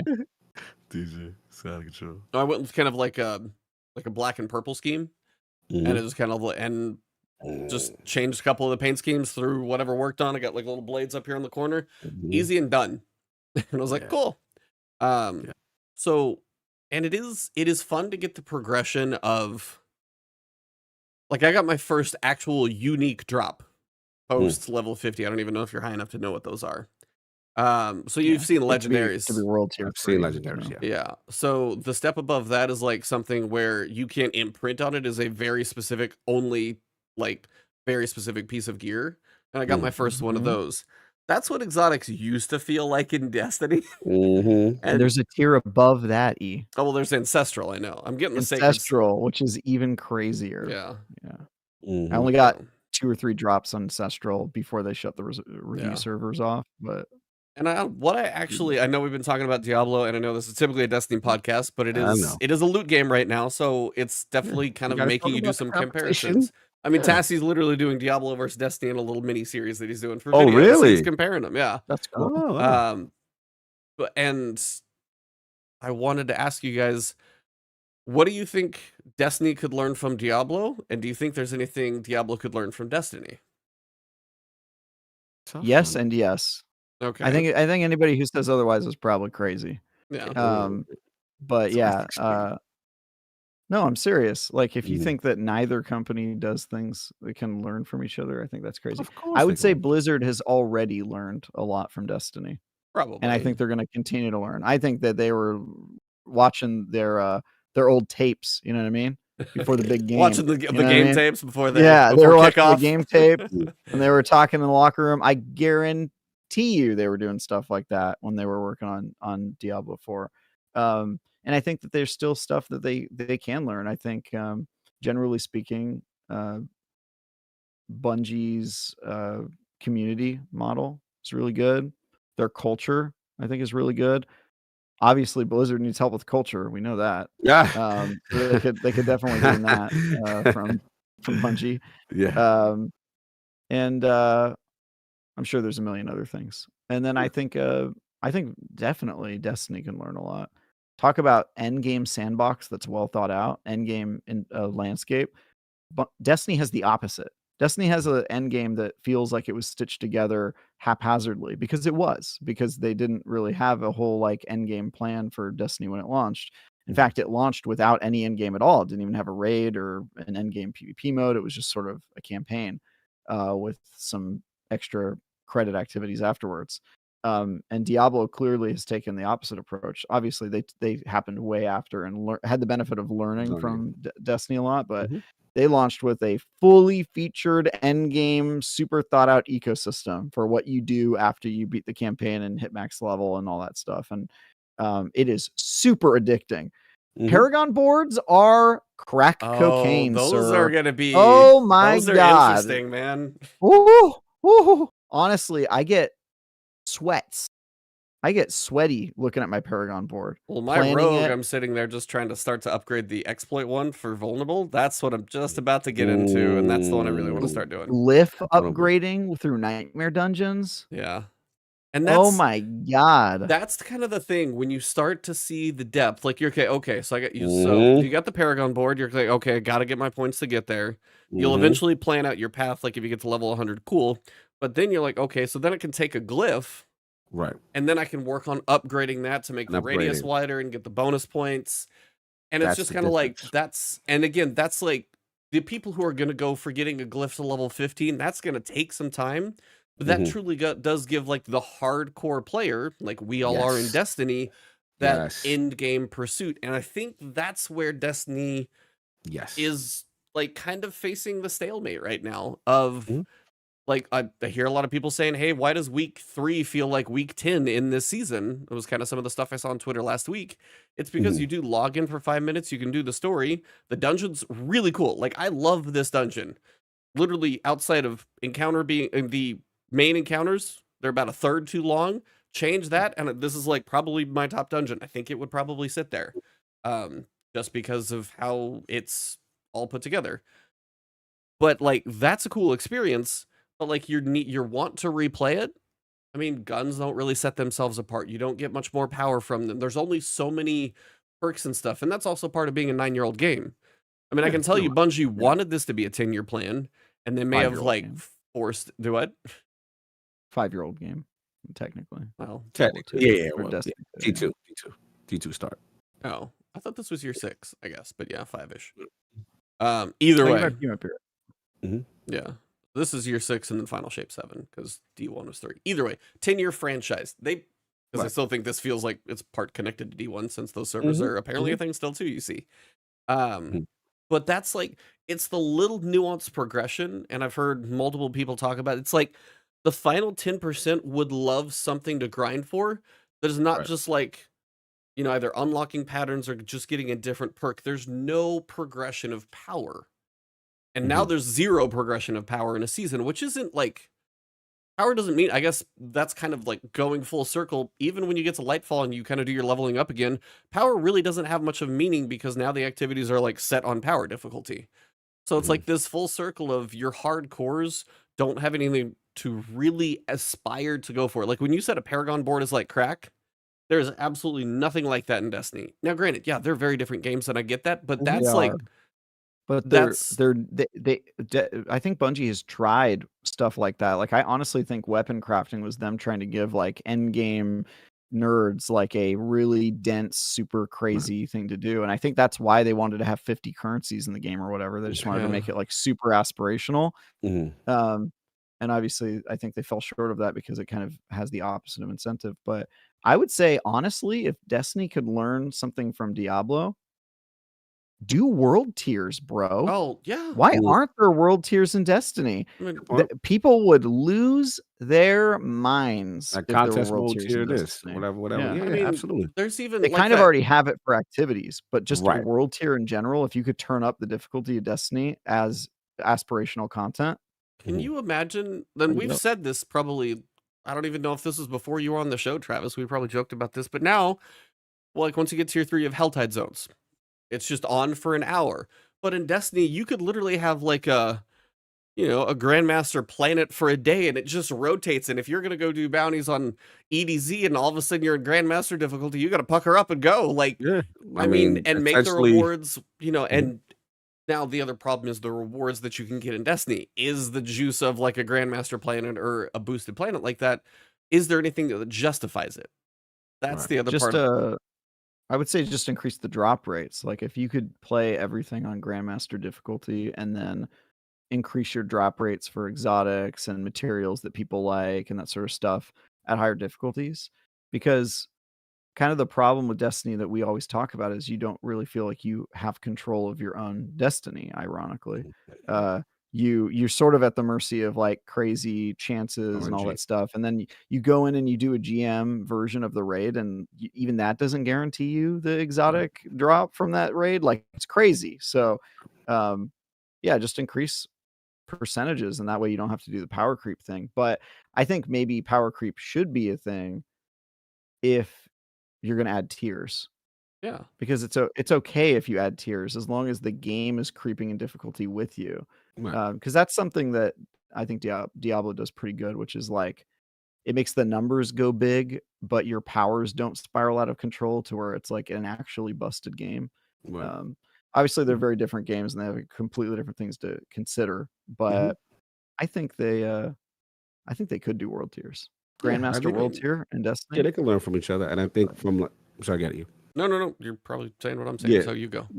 No, I was just gonna say, yeah, I think that like almost like the play on the contest mode. I think the clear thing that Diablo does well that Destiny can learn from them is that I feel that at every stage of the game, from the beginner to the intermediate to the end game, there is clear and concise objectives of what you should be doing and where path you should be going, even with the quest tab and stuff like that. And that to me has always been, as we've always said, for the new player in Destiny, and even let's be honest, if Bungie has been around and they've definitely paved the way for everyone else, and now everyone can iterate and make it better.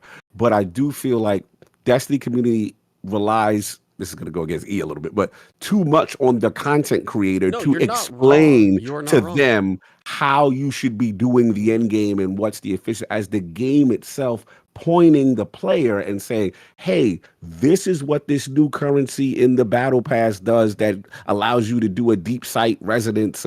Like, no one knows what's going on if it wasn't for the top content creators in Destiny. Yeah. That to me is the disconnect. The game itself is not structured, or it should be more structured into telling the player exactly where they are in their journey. These are the things you should be focused on. Now they're trying with the, what is it, the player experience with the level or whatever, but it's like right. Sorry, it's an infant. Yeah. Sorry, I want to scream real quick. Well, please, take go. commendations out of Guardian Rank. Seriously, get them out of there. I'm so tired. I've been sitting at 9, and I've done like all the other activities, and it's just because I haven't done as many like match made things to get like the commendations. I'm like, I'm sorry, but get that shit out of there. I'm tired of it. I'm a guy, I agree, and I'm a guy who uses, like, as soon as the match ends, the loading of the characters takes so long, so that sometimes I'm like, yo, I want to be very fair with who I feel I should divvy out the commendation, right? By the time I figure it out, it's like 8-10 seconds, and the thing's over, and I'm like, come on. And then when they leave, you can't give a commendation post. Oh, I know. If they left the thing. So it's like, again, it's these half measures, these early steps that they're still meandering through. Like, and I'm not Zenthos had a good point. He's like, they kind of did that with Neomuna, but the enemies are harder, but there's no payout. And that's kind of one of the things of like, you want to, like, if you're walking around Diablo, you can literally kill anything, because every so often, at my tier at least, I'm level 60, a sacred legendary might drop off a bat for whatever reason. So if you're running around Neomuna and you're just killing enemies, and all of a sudden, like, oh, killing stuff, the effort of killing the enemies on Neomuna doesn't do anything for you, really. And then on top of that, and these are some of the points, like, recently that people have the issue with, if you want to farm the Neomuna weapon patterns now, it's worse than it was before. Really? It is. They nerfed the drops. They got rid of the exotic patrols, or the heroic patrols. Wait, they got rid of the gold patrols? It's like there's less of them, or they don't drop it, and then you have to. Yeah, you're right. The drop rate, sorry. Or maybe they're not there as much, but then you have to. I don't know if they even drop them anymore. It's just from like heroic public events or something. Like they are. Destiny is It's pretty afraid to give you loot, and Diablo will shower you with it because that's part of the build. Right. Yeah. I mean, there's 500 You weapons get of a- Destiny, and it doesn't And I almost seem still to. want more. I want more You're- patterns for that. There's no you're- patterns for that pulse. Sorry, get Yeah. Trav. I want that. You're pulse. more rewarded for fishing for a really long time than you are for going around and killing. I was things like, for a right really here, long time. and on that bombshell, we're done because man, I can't top that. But that's true. The fact that there's a fishing streak but not a running around killing things streak is crazy. I mean, Shouldn't exactly. your drop chances go up the longer you're in a patrol zone or running strikes or whatever? I mean, yeah, like Like, the why hell isn't- tides with the currency, and if you die, you lose half, so you got the little bit of risk and reward. If you were They in a used to do that in zone, D1. but yeah, I Yeah. mean, that was literally a flashpoint zone. That was kind of like Yeah, the high flashpoint activity. zone. Facts. And then D1 used to do the streaks, the strike streaks. Remember? And we used to scoring increase is the rate on that. And yeah. It's like I don't know. And again, there's some whiteboard covered in all of these decisions somewhere sitting in Bungie. But I was like, I do feel it's the juices. Even thinking about like the dungeon, I enjoy doing them for the solo flawless to complete it. But going into dungeon to grind out, say like weapon drops in a dungeon, due to like the length of them, even with a group, doesn't feel like you get that much. And then I know it's a different experience for time and things like that, but you might get like a couple drops. Maybe it's a bad roll. There's no crafting involved. There's no real power differential. And it's like, do I have a wayframe grenade launcher already? Yeah, I got a forbearance. Do I really need the new Stasis one? Does it do anything really different, or is it more powerful? And I think that's the big thing that Destiny now is losing steam on, is just the power fantasy. We got to be honest, though. I mean, in fairness, this is what the 8. I mean, we have veteran fatigue at this point. I mean, right? I fully agree. Like, well, that's why I said like a 10-year franchise living this long. I'm like, it's gonna get stale. I get that to a point, but also we're gonna talk about the future of Destiny in like 2 months. Yes, August 22nd. I am so curious about all of that because of all these things we're kind of hitting right now. Whether the new player experience isn't great, whether we're bored, whether Travis isn't a PvP main anymore, we got to talk to. I mean, we like. What is X Defiance going to have 12 maps in a year? Come on. Remember, that was crazy. I was like, did you hear? I love how triggered the entire Destiny PvP community was by X Defiance. I was literally going to take a screenshot. They were so triggered. Literally, the first thing I thought was, wow, that's like crazy that Destiny is. And then I opened up my phone and I saw all the top tweets were, just coming in being like, dude, Destiny, what's wrong with you? I was like, wow. I see that's not just me, a bunch of times. Yeah, look, the problem, like I will continue to say, is it's harder to motivate when you are achieving success.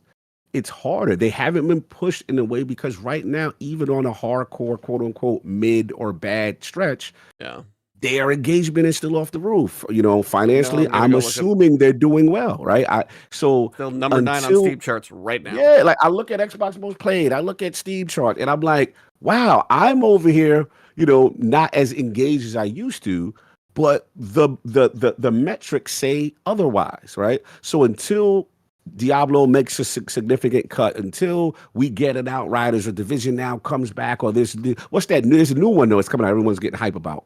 There's a new one. There's a new looter. Oh man, Travis, I know you know it. It really looks pretty. What is it? It's a new looter coming that everyone's excited about. That looks really sharp. Is it a shooter? What's the name of it? Was it shooter? Ubi? I know what you're talking about too. Wait, describe it. I'll know it. Is it something Odyssey, like Chrono Odyssey? I don't know if that's a looter though. It's a pretty game, but I don't know if that's a looter. Describe it. I'll know it. What is it?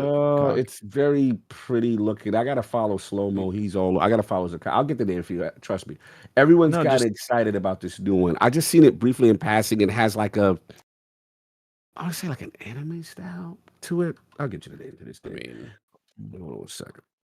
I'll get you. Keep talking. I'll get the name. Well, I mean, Necromancer Zale said, he's like, I never get loot fatigue in Diablo. It's like, yeah, I mean, I'm clearing out my inventory a lot and selling it, but I'm getting stuff for it. Like, I'm getting a bunch of loot and I'm getting stuff for it. I'm not getting my 11,000th legendary shard that I have no purpose to use. So even as you break down, you get an exotic in Destiny and you break it down and you get First Descendant. Oh yeah. Oh, that's First Descendant. Can I say I got to play that before? Freddie. Cut that No, part I out. You're gonna mean, get in trouble. I feel like, yeah. Yeah, it's ran by Nexon. Yeah, I mean, that's a looter. Yeah. Um, so I mean, it's, yeah, Mhm. that's Unreal, I think, as well. So it's like, that's an open beta. I know what you're talking about now. So yeah. You know what I'm talking about. Right. Yeah. But yeah, it is Nexon. It is going to be Eastern developer. So it's going to be possible pay to win issues, stuff like that. No, but it's like, you think about a legendary, you have the ability to take an aspect off. You have an ability to break it down and get a currency that you can use for imprinting, for enchanting, to be able to, like, just because you get loot doesn't mean it's totally useless. And a lot of, like, so much of the loot that you get in Destiny now is only just about the perks, or it's kind of dead, kind of useless. And you're just like, let me get my 12,000th legendary shard. And it's just kind of, it's nice to get, this is why you play other games. It's nice to get a fresh perspective, especially on a loot-based game. And as you said, an action RPG, completely different. Doesn't have the fidelity, it doesn't have the guns. Guns don't have to, every single one of them feel unique. I will say this, though. Here's another thing Destiny can learn from Diablo. Fundamental thing, easy to change. What? Glimmer cap? Oh, God. Yeah, none of that cap. What's the gold cap? I don't think there is one. Is there? Yeah. Or is it 99 million or something? I don't know. know. I heard some people spend 200 million trying to do some stuff. So I mean, I believe it's crazy. I haven't found a bottom yet, but that's like a great example of, you know what, Cog? You know what, Cog? You, first of all, it was about time we got you now. First of all, you know I found a bottom. Okay. Second of all, how dare you, sir? Well, that got Cog real good. Yeah, I was like, we just gonna let that one rock. Okay. I was like, I know exactly where this guy's dirty ass mind is. Jesus. Literally, dirty ass mind. Come on. Dirty ass. Boom, boom. Continue, sir. Continue.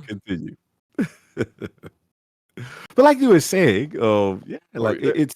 I was gonna say, first of all, a lot of their economy stuff is bananas. It is very good. Like, and it just makes. This is why I always tell people to play outside other of the games. gym pouch. Give me that. It's the only one. Yeah. True. That's true. But that's sort of. That's a side economy. That's like a customization storage thing, which I'd say they mostly got storage right. But like a couple things that just make me, this is why I'm always telling Destiny players, you need to get out of your bubble, because you play other games and you realize all the ways in which Destiny is sort of falling behind. And I say that as somebody who still loves the game. Yeah, I still love it. You see, you can still love the game while also going, there's like almost everything they do, a game is sort of doing it better. And I think when it comes to endgame and economy, Diablo destroys Destiny, and the economy part is almost like a lot of the Bungie's excuses in the past have been like, oh, it's a bandwidth thing or a storage thing and stuff like that. It just makes me wonder. It's a digit in like some data file to how many of a currency you have. I'm like, no, it's not. How does Diablo not have a glimmer cap and have all of these systems around the economy and the way that you play around and move currencies? And it just makes sense to me. Right. Diablo I'm not even like a Diablo diehard person who knows everything about Diablo series, but when I was playing it and jumping into the end game, I immediately got like how glyphs worked and Paragon points and boards, and like I was just like, every time I thought I had run out of runway, I found more, and I was just like, oh my god, this, like, they thought so hard on how to make this super addictive and like have a long tail to it. So well, like take what they put in the game recently. And I don't want to bash the idea of the, I don't even know if it, like the deep site synthesizer or whatever that thing is called in the season pass. Where no other source you get for the season. There's no other, but I'm like, why is it chosen to be limited first in the season pass? You can only hold one at a time. There's 3 issues right there. Why is it not like a place that you can literally go earn? I'm like, you wanted to, like, why would no fun cap? I mean, you say, but like fun cap, like, why would you limit my ability to go try and unlock all of these things? You want me to log in and engage? If I can literally go grind out all the raid weapons, if I can do this, if I have and I have a path to go after that, not a wall in my face, You know you would see why? me playing more. Trust. They don't trust that the player is still going to stay after being showered and engaged with stuff. And it's this I've always called it the fake engagement model, Yeah. where it's like cap the exotic cipher, cap the deep stone revenants. If they get too much of this, it's the same thing when we say when they call the feds in the minute we have an exploit that we find in an efficient farm. You already know, bro. But we're gonna sit here and look for things that we've been begging for, and the feds don't come for that. The feds don't come for our requests. So that's just what it is. They've historically, I think it's trust. I think at the end of the day, they're so concerned about engagement and metrics. They're very analytic driven. That's the impression I get from them, at least from the outside. And that, They talk about that in the Q&A today, actually. and they have to let that go, because they got to realize when you shower and you allow people to feel good about themselves or whatever, that encourages also sherpering. That encourages people to say, okay, I can help you because I got this, whatever. It creates that community. They are so worried about your in hours having to come back every day to make it that, lived in kind of game, that I think they get in their own way sometimes. Yeah. And they just got to trust. They got to just let go of that. You're gonna be fine, and that's the good of seeing things like a Diablo and these other games that are doing this. That they're gonna be all right, man. They're gonna be all right, It's and like, you want the new player to feel good. So the fear would be, like, take Last Wish, for example.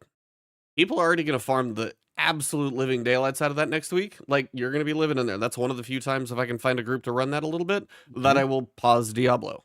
Because the weapons in there are great. They actually made compelling weapons, perk combinations, craftable, all that stuff in there. Damn near the entire Last Wish arsenal is great. Okay, so here's what you're presented with. You're like, you got people who want to play raids. They don't do that often, so we've solved that. Then you've got craftables and stuff like that. You're not going to get all craftables. And then make the path to be able to get this, like, deep sight synthesizer or something a reasonable grind to go after. But the people who want to put in the work to do it, let them go grind and do it. And then you have people spending time in your game, logging in on, like, a multiple daily basis to grind these things out.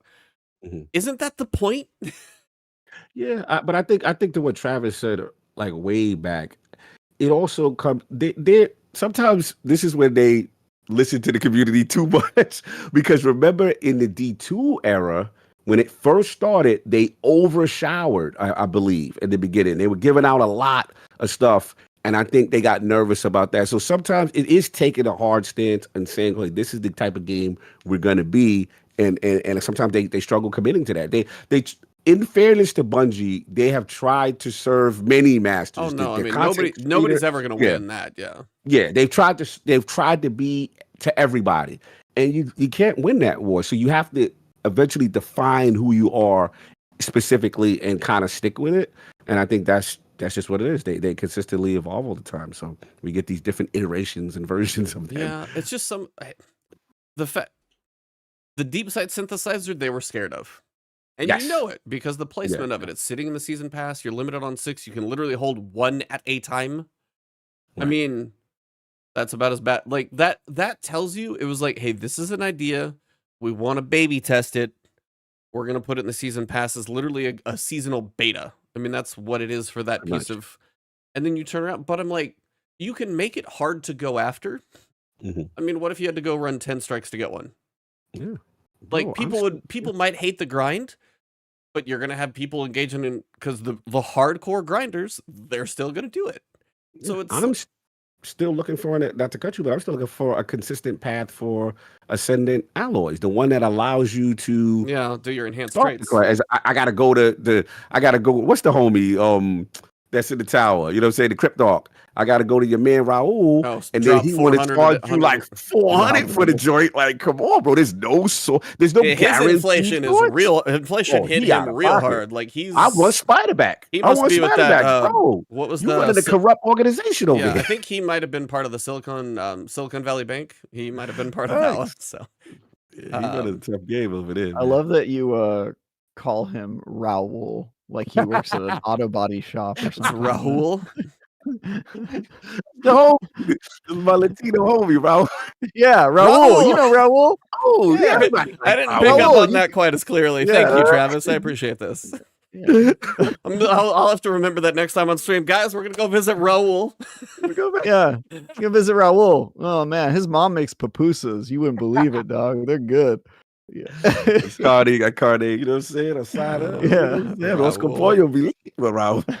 The guy who does the voice for I'm Raul definitely over gonna there call him spinning. Raul from now on. I have to now. It's just he is Raul.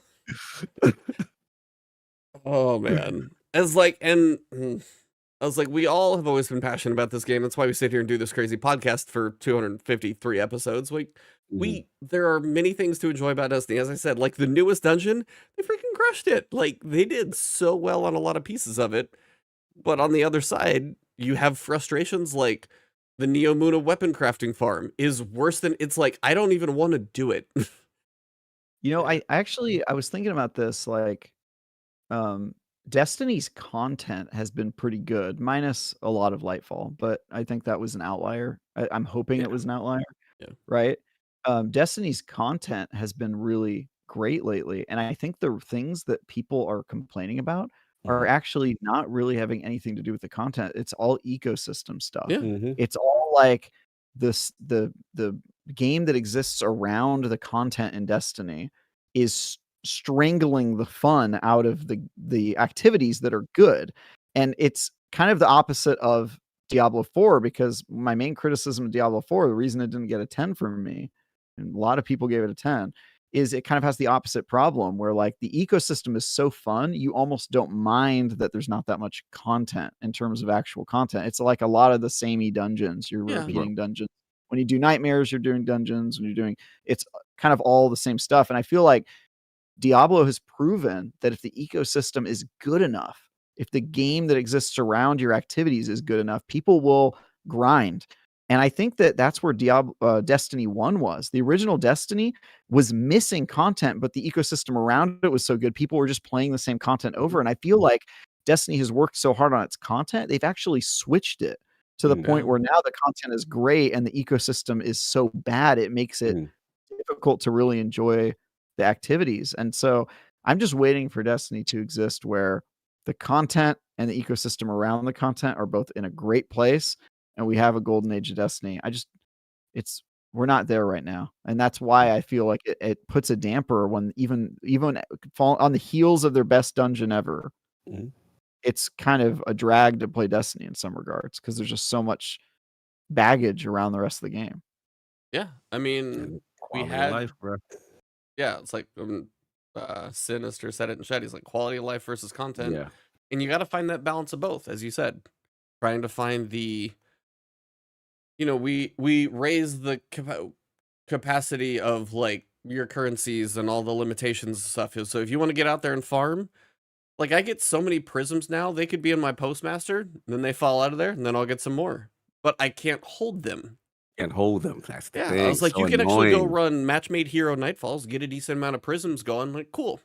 But I'm still stuck at 50, and it doesn't really matter. Yeah, correct. So there was technically a TWAB.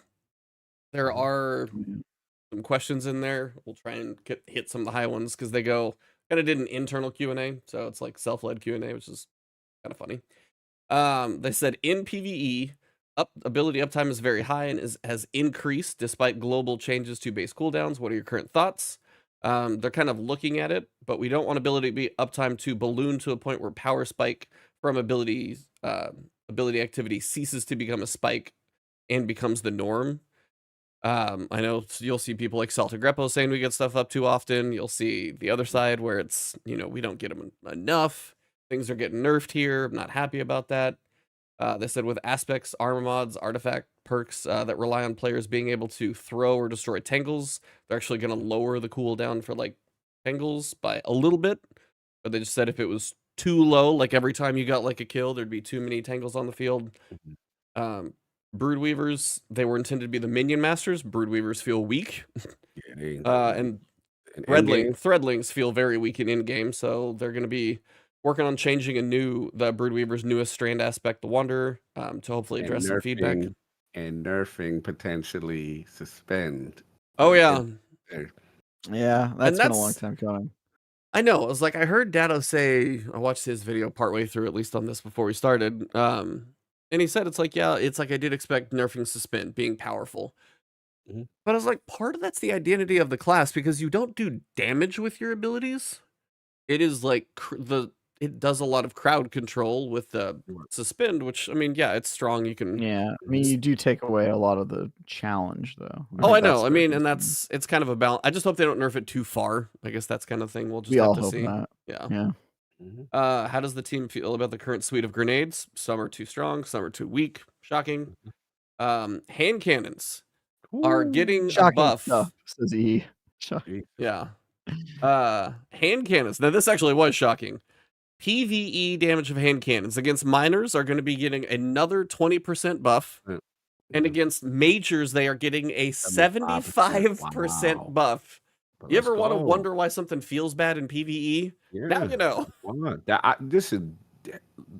Hand cannons were my favorite weapons in D1 because they hit like a truck and they felt powerful. And then obviously the ammo was limited, but they were everybody's favorite for a while. Yeah. Do you remember that? That was the meta. They're Bungie's favorite. We had so many exotics. We had so many exotic hand cannons. People getting tired of exotic hand cannons. Remember that? Yep. Remember the first curse? Remember that one? Oh, that was never good. Oh my god! But it's just like it's they don't feel good in D2. So yeah, I mean, let's go. I agree. 75% chunks, and you take that plus like your malfeasance you were excited about. You got a hand cannon that's now chunking a boss down. Might actually be a little bit of fun. Kinetic weapons seem to be falling behind as builds get more intricate. And I was actually sitting there staring at my, my general builds. Like, you got heavy weapons. You're either going to run Riptide, Arbalist, Wishender in the top. And then you got your Void. Void, like Repulsor still needs a little bit of work. But you've got your Incandescent or your Volt Shot. Like, for your SMG that sits in the middle. Like, those are your, like, PvE weapons. Like, PvP, you got a little more variety in there. But PvE... That's like my loadout for everything I end up going to do. We're living in the era of the energy primary is the way to go. You know what I mean? As opposed to the kinetic. I know they try to be cute with the little tremors. Kinetic tremors. It's not bad, but I mean, like it's not going to win that slot for me, especially if that's, say it's a barrier weapon. I can handle that. When you see kinetic, you don't feel as strong with it. Just a basic kinetic. Yeah, this was weird wording. I listened to Dado read it, and he did the same thing I did. I'm like, hold on, words? What? We're continuing to look at kinetic and have something planned on a year of the final shape timeline that may make them a little more unique.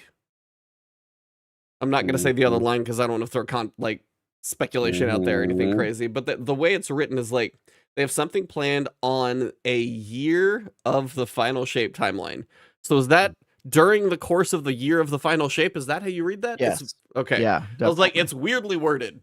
I'm like, you could put that in a different way. But how does the team feel about glaives?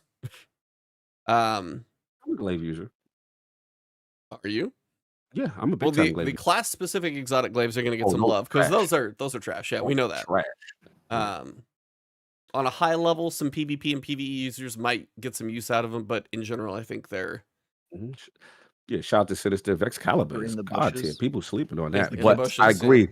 Yeah, I agree. I want to go into a healing build with the Warlock one, with the thing, but it's just like there's no advantage to use those class-specific exotic glaives. Something about the projectile travel on glaives, for me, is just like, it's...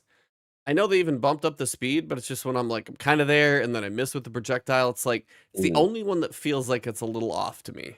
Whatever reason, it's just not quite, it doesn't connect enough that it's usually not worth me using the thing. Definitely. How does the team feel about the current state of, how do you determine what gets nerfed? Here we go. This is the one I was trying to bring us to. Here we go. I'm going to hear this. All right, I'm going to read a decent amount of this real quick, and then we'll kind of wrap up the show. Just to comment on the persistent Bungie balances based on usage narrative. This is not the case. See below. No, that's the narrative that they hear from you. Oh, okay. Yeah. This is not the case. Please see below. So when we're deciding what to do for a balance pass, we look at 5 main sources of information. Internal feedback from playtesting and our own experiences of playing the game live. Live feedback sourced from players' weapon usage. Typically, we look at usage by owners as to not miss what's going on with low ownership weapons. Weapon effectiveness, kills per time equipped, win rate with a weapon equipped, and so forth. Design analysis of the implementation of a weapon, looking through weapon perks and other data to see if something is broken. Having pulled together a list of weapons, we'll go through them and identify what's contributing to the issues. In some cases, it's innate to the weapon itself and we'll adjust it, but in other cases, it's a specific perk combo, the overall weapon type, rather than a single weapon, or lack of competition. We can address the issue without touching the weapon in question. Yes, some of the logic for which weapons get attention changes depending on the focus of the season. If we have high representation of a weapon type in seasonal artifact, we're shipping several new weapons of a certain type or encounters that play with specific weapons. They'll dig into matching weapons to make sure they perform well with the season focus for other teams. So that is where they sometimes steer the meta, depending on what content and artifact is just coming. And that's sometimes part of the issue, I guess, as well, is, it's like, okay, so you do want to play Arc, but if Arc doesn't feel that great and you're kind of stuck in Arc for half of the artifact, maybe it doesn't feel quite as strong versus a previous season where you're like, I'm just blowing stuff up with Strand, Tangles are like bombs over here, and then now Strand isn't quite as good. It's okay, but it sounds to me like they try to control or guide the meta too much. Thank you. I was just about to say that. That was the takeaway I got from that. The artifact literally influences the meta for the season. So it's like, what do you let think? The meta be the meta. You know what I mean? Players are clearly going to exploit and pick out the best things that's going to match and be optimal. They this don't entire like time. us I think optimal. we've all been assuming they were trying to make the game balanced, and it turns out that they're just trying to make it change in whatever direction they want it to change in during that season, and then they switch it. It's interesting. And then they got exotic armor and build crafting. They said my favorite exotic armor could use a buff. Any plans? They are working on some for the next batch in season 22. They said some are a little too strong, some are a little too weak. I think a lot more are weak than too many are strong, in my opinion. There's a lot of weak exotic armor in general. Can you explain the recent stomping changes? I'm not going to read that paragraph. They apparently have the reason. Are there any plans for more exotic armor interactions with exotic weapons, like Necrotic Grip and Weapons of Sorrow? We feel these special connections between exotics are best when they're rare and a little bit hidden. That being said, we would like to add more of them to the game, especially for Hunters and Titans. Keep an eye out for the future. Let us Warlocks keep the synergy. You guys, let me stop. But, okay, let me stop. That's one of those things that would actually give you a reason to try and pursue a combination. Absolutely. And if they limit it and keep it too rare, that's one of those that takes away a little bit of you could have some armor and weapon synergy going on, and again, you have Actium War Rig for Titans that allows you to use a certain type of weapon. Machine guns get to be really strong. You've got things like Necrotic Grip and your Weapons of Sorrow for Warlocks, but it's it's so rare, and that's just another one of those things. We got a baby tease of it, but we don't expand more into it. I agree. Will we ever see any pre-Lightfall armor mods come back? We're paying close attention to how the current armor mod system is performing and how well it is being received. It is our goal that the base armor mods are straightforward and approachable. They should be the behind-the-scenes foundation of your build, not star elements. Can I make one comment about armor mods, please? Please. Fix your ammo system, and then whatever mods that you take out of the mod system that are all related to armor, put fun stuff back in instead. Okay. I'm with it. I mean, it's just when double specials are a thing that pops up enough on Reddit that that's a more common way that people run, and you're trying to buff Hain cannons and yet double specials are there because ammo's an issue, you're not really helping your cause. Ammo doesn't feel like it should be ammo finder scout for your buddies, reserves, scavenger, and then last season it was an artifact perk for void weapons. So you want to really influence the meta, do that. Anything, I mean, then you got Aeons and stuff like that. And what was the one in new helmet for the Warlock? That one that gives you the heavy when I target and trace rifles. See, that one's good. Ammo should not be an exotic perk. I feel you. It should just work. Ammo should just be a thing. Yeah. I mean, they're afraid of everybody living in heavy ammo, but if people do double special, they do now. Sorry, frustration I've been having lately. You good?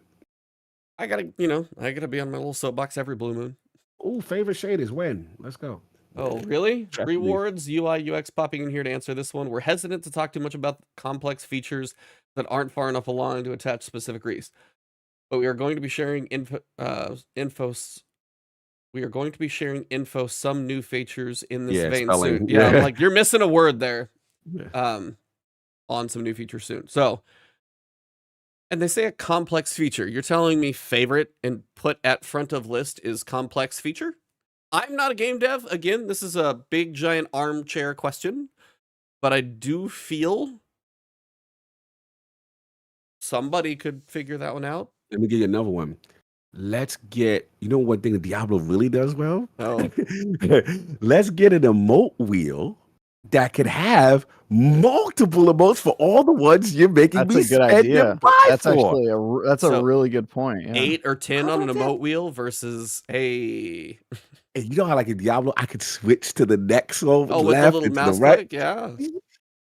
Well, yeah, on Hey. console you Multiple can do it wheels. too. Yeah, You multiple open up the wheels. wheel and then you can switch Yes. back and forth. So Oh, if you guys go can side to hold, side. like, I just do 18. I do like my mouse scroll wheel, which is even like really good.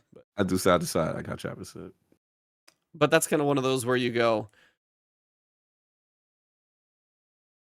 Overwatch does it like that too. Yeah, it's like, I mean, Bro, and I'm that's tired of being stuck between 4 emotes. and that's part of being a 9-year-old franchise. I think Yeah, for that sure, is for just sure. some Respect. of the pain points of a game Yeah, that they wanted it to be a 10-year franchise, and they are going to drag this thing across the finish line, hell or high water, to make sure it gets there. And then apparently there's a fairness, future. in And fairness, D2 has come, sorry to cut you, but it's come a long way from oh, D1's quality of life. oh, I will always give absolutely. D2 that. Yeah. Yeah, Mhm. but I mean, as Travis said, there's like good content in there, but the hamstrings, the bubble of systems working around Mhm. it are kind of Mhm. taking away the fun of the content Mhm. and what like I want to go grind out and I want to work on all my weapon crafting. Well, you can do that like Mhm. really slowly once every 6 weeks and only with 6 things in the season pass. It's like it's those kind of things that, you know, sometimes you feel them and sometimes you know, get in your vibe. Mhm. But has been about a 2-hour show. Is there anything else you guys Yeah. want to cover? Iron Banner comes back next week. I do love that wolf emblem, by the way, though. Still one of Oh, the it is sicker ones I've fire. seen. I did grind for Absolutely. that. That's why I played Banner. I Yeah. grinded for that, and I grinded for the fusion just in case it becomes meta and whatever. I did need my wolf. I needed that. Yeah. So that was yeah, that emblem is for like the emblem team for comp and the emblem team for like Iron Banner. I'm like, those look sick. Like there are things that are like they're getting better, but it's just Ebontis, would y'all feel the same once the honeymoon is over for Diablo 4? So I will answer this.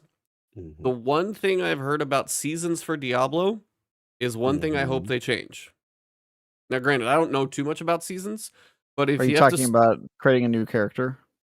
the renown grind, Mm. I don't mind starting a new character and then leveling it up. Like same thing, I would start a fresh character and go through and level up and do dungeons. That like for a seasonal, I kind of know that's how our ARPGs work. I've heard, Mm. and like I jump, you know, you have 5 characters you can cycle through seasons or 6 when they do an expansion. You actually have 10 character slots. That's a lot. Yeah, So it's too many. yeah, but the renown is something that serves a purpose to grind out once, but I do not want to find the altars of Lilith every season. That is probably the one thing I would worry about to start. Other than that, for the grind and the season, and depending on if they shift the meta around on a seasonal basis, we'll see. But yeah, I mean, I will be curious about the season. That'll be sometime this summer, July, August. Who knows? They might push it Yeah. back depending on if they're working on stuff. But I mean, the fact that I've played as much as I have, I can't find a play timer on Diablo, which is probably a good thing. But I've played a It's lot. on Xbox. I Oh, can see mine. yeah, I can't find it Yeah. on Battle.net, which is kind of one thing that I feel I'm missing. Even on World of Warcraft, I could type like /played and I would just be able to see it, but I can't. There's a lot of good things about Diablo. There's some pain points that I do hope they work on. When seasons come out, it's going to be fresh, but it does feel like it's got some decent legs right now. I could see some people getting burnt out, maybe checking in for a shorter piece of seasons and stuff like that. But I will say it kicked it off to a pretty good start. And even though I'm staring at about a 40 level grind to 100, it is one of those right now that I do want to slowly work my way through. Like I want to bounce back and forth between. So my honeymoon probably ended when I hit 60. because you're done with the campaign. The initial part of the end game's done. Now I know what I'm going to be facing, and I still enjoy it right now. I'm still there. What level are you, Cog? By the way, I don't know if I asked. I'm early. I'm like 25 to 30. Oh. I'm not. Do you finish the campaign? No, I still got to finish it. I would golden path path it though. What's golden path it? Just the gold quest. Don't get diverted too much. That's what happens. I start doing other stuff. I am the prime example of this. Like my brother and I were running around. He was doing some stuff because he was ahead of me because I was still sleeping and he wasn't. I finished Act 1, just Fractured Peaks, level 30. Bro, so that's what I'm at. That is why I'm going to tell you right now. I'm going to tell you right now. Golden Path the story. Every golden quest only. Question: Am I doing too much by upping the world tier this early, or should I just world tier basic tier and 1 then go basic? Go basic. Travis. I mean, I think XP is XP because after you beat the campaign, it's an XP grind. But a lot of people are of the opinion that you should just do World Tier 1 and blow through it. I think you can do World Tier 2 and blow through it, but he's absolutely right. You 100% should gold path it, and literally, it's a beeline to get your horse. Like because that's Act 4 is the horse. Yeah. The horse. And then after you have the horse beating the campaign, like you should do that way before you do side quests and everything else because you're watch my video. You literally go watch my videos. You are well. If you would have promoted on Twitter, I would have known you had a video so I could know about it. I did that today, but yeah. Oh, today. Oh, wow. When did the video drop, sir? This one dropped today. Oh, okay. You got a new one. Okay, I got a new one. Yeah, the new. My bad. What you think about the 200K joint? Yeah. No, the 20 tips, the one that exploded. Yeah, I didn't tweet that one out because, forgot. Wow. Because, well, it's my bad.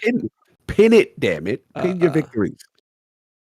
No, but yeah, I did the same thing, and then I was like, "There's 6 acts, and I'm in Act 1," and then I was like, "Now I'm in Act 2," and I was like, level 30. I'm like, So then I just went.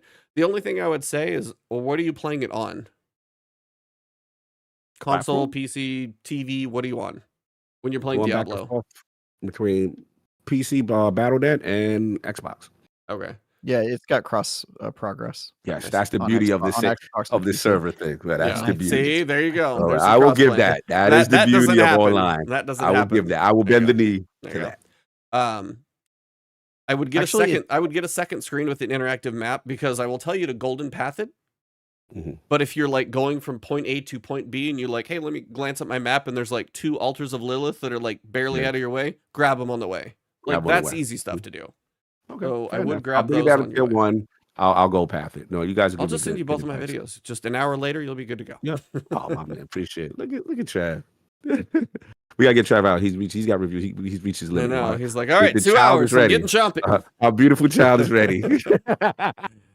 All right, you guys have been awesome. This has been a fun Diablo shit. No, it's been a fun discussion though. I actually did want. I mean, it's been a good back and forth because in the world of looters, well, there are 2 big ones, and we play both of them now. So, chat, you guys have been a blast. My co-host, you guys have been lovely. Anything you got coming up that you can talk about, or are you duct tape NDA'd right now? I think I can talk about it because it's already in early access, the first 4 chapters. So if you haven't already, you should definitely get a load of my Grey Hill Incident review. It's God. I gave it a 3 out of 10.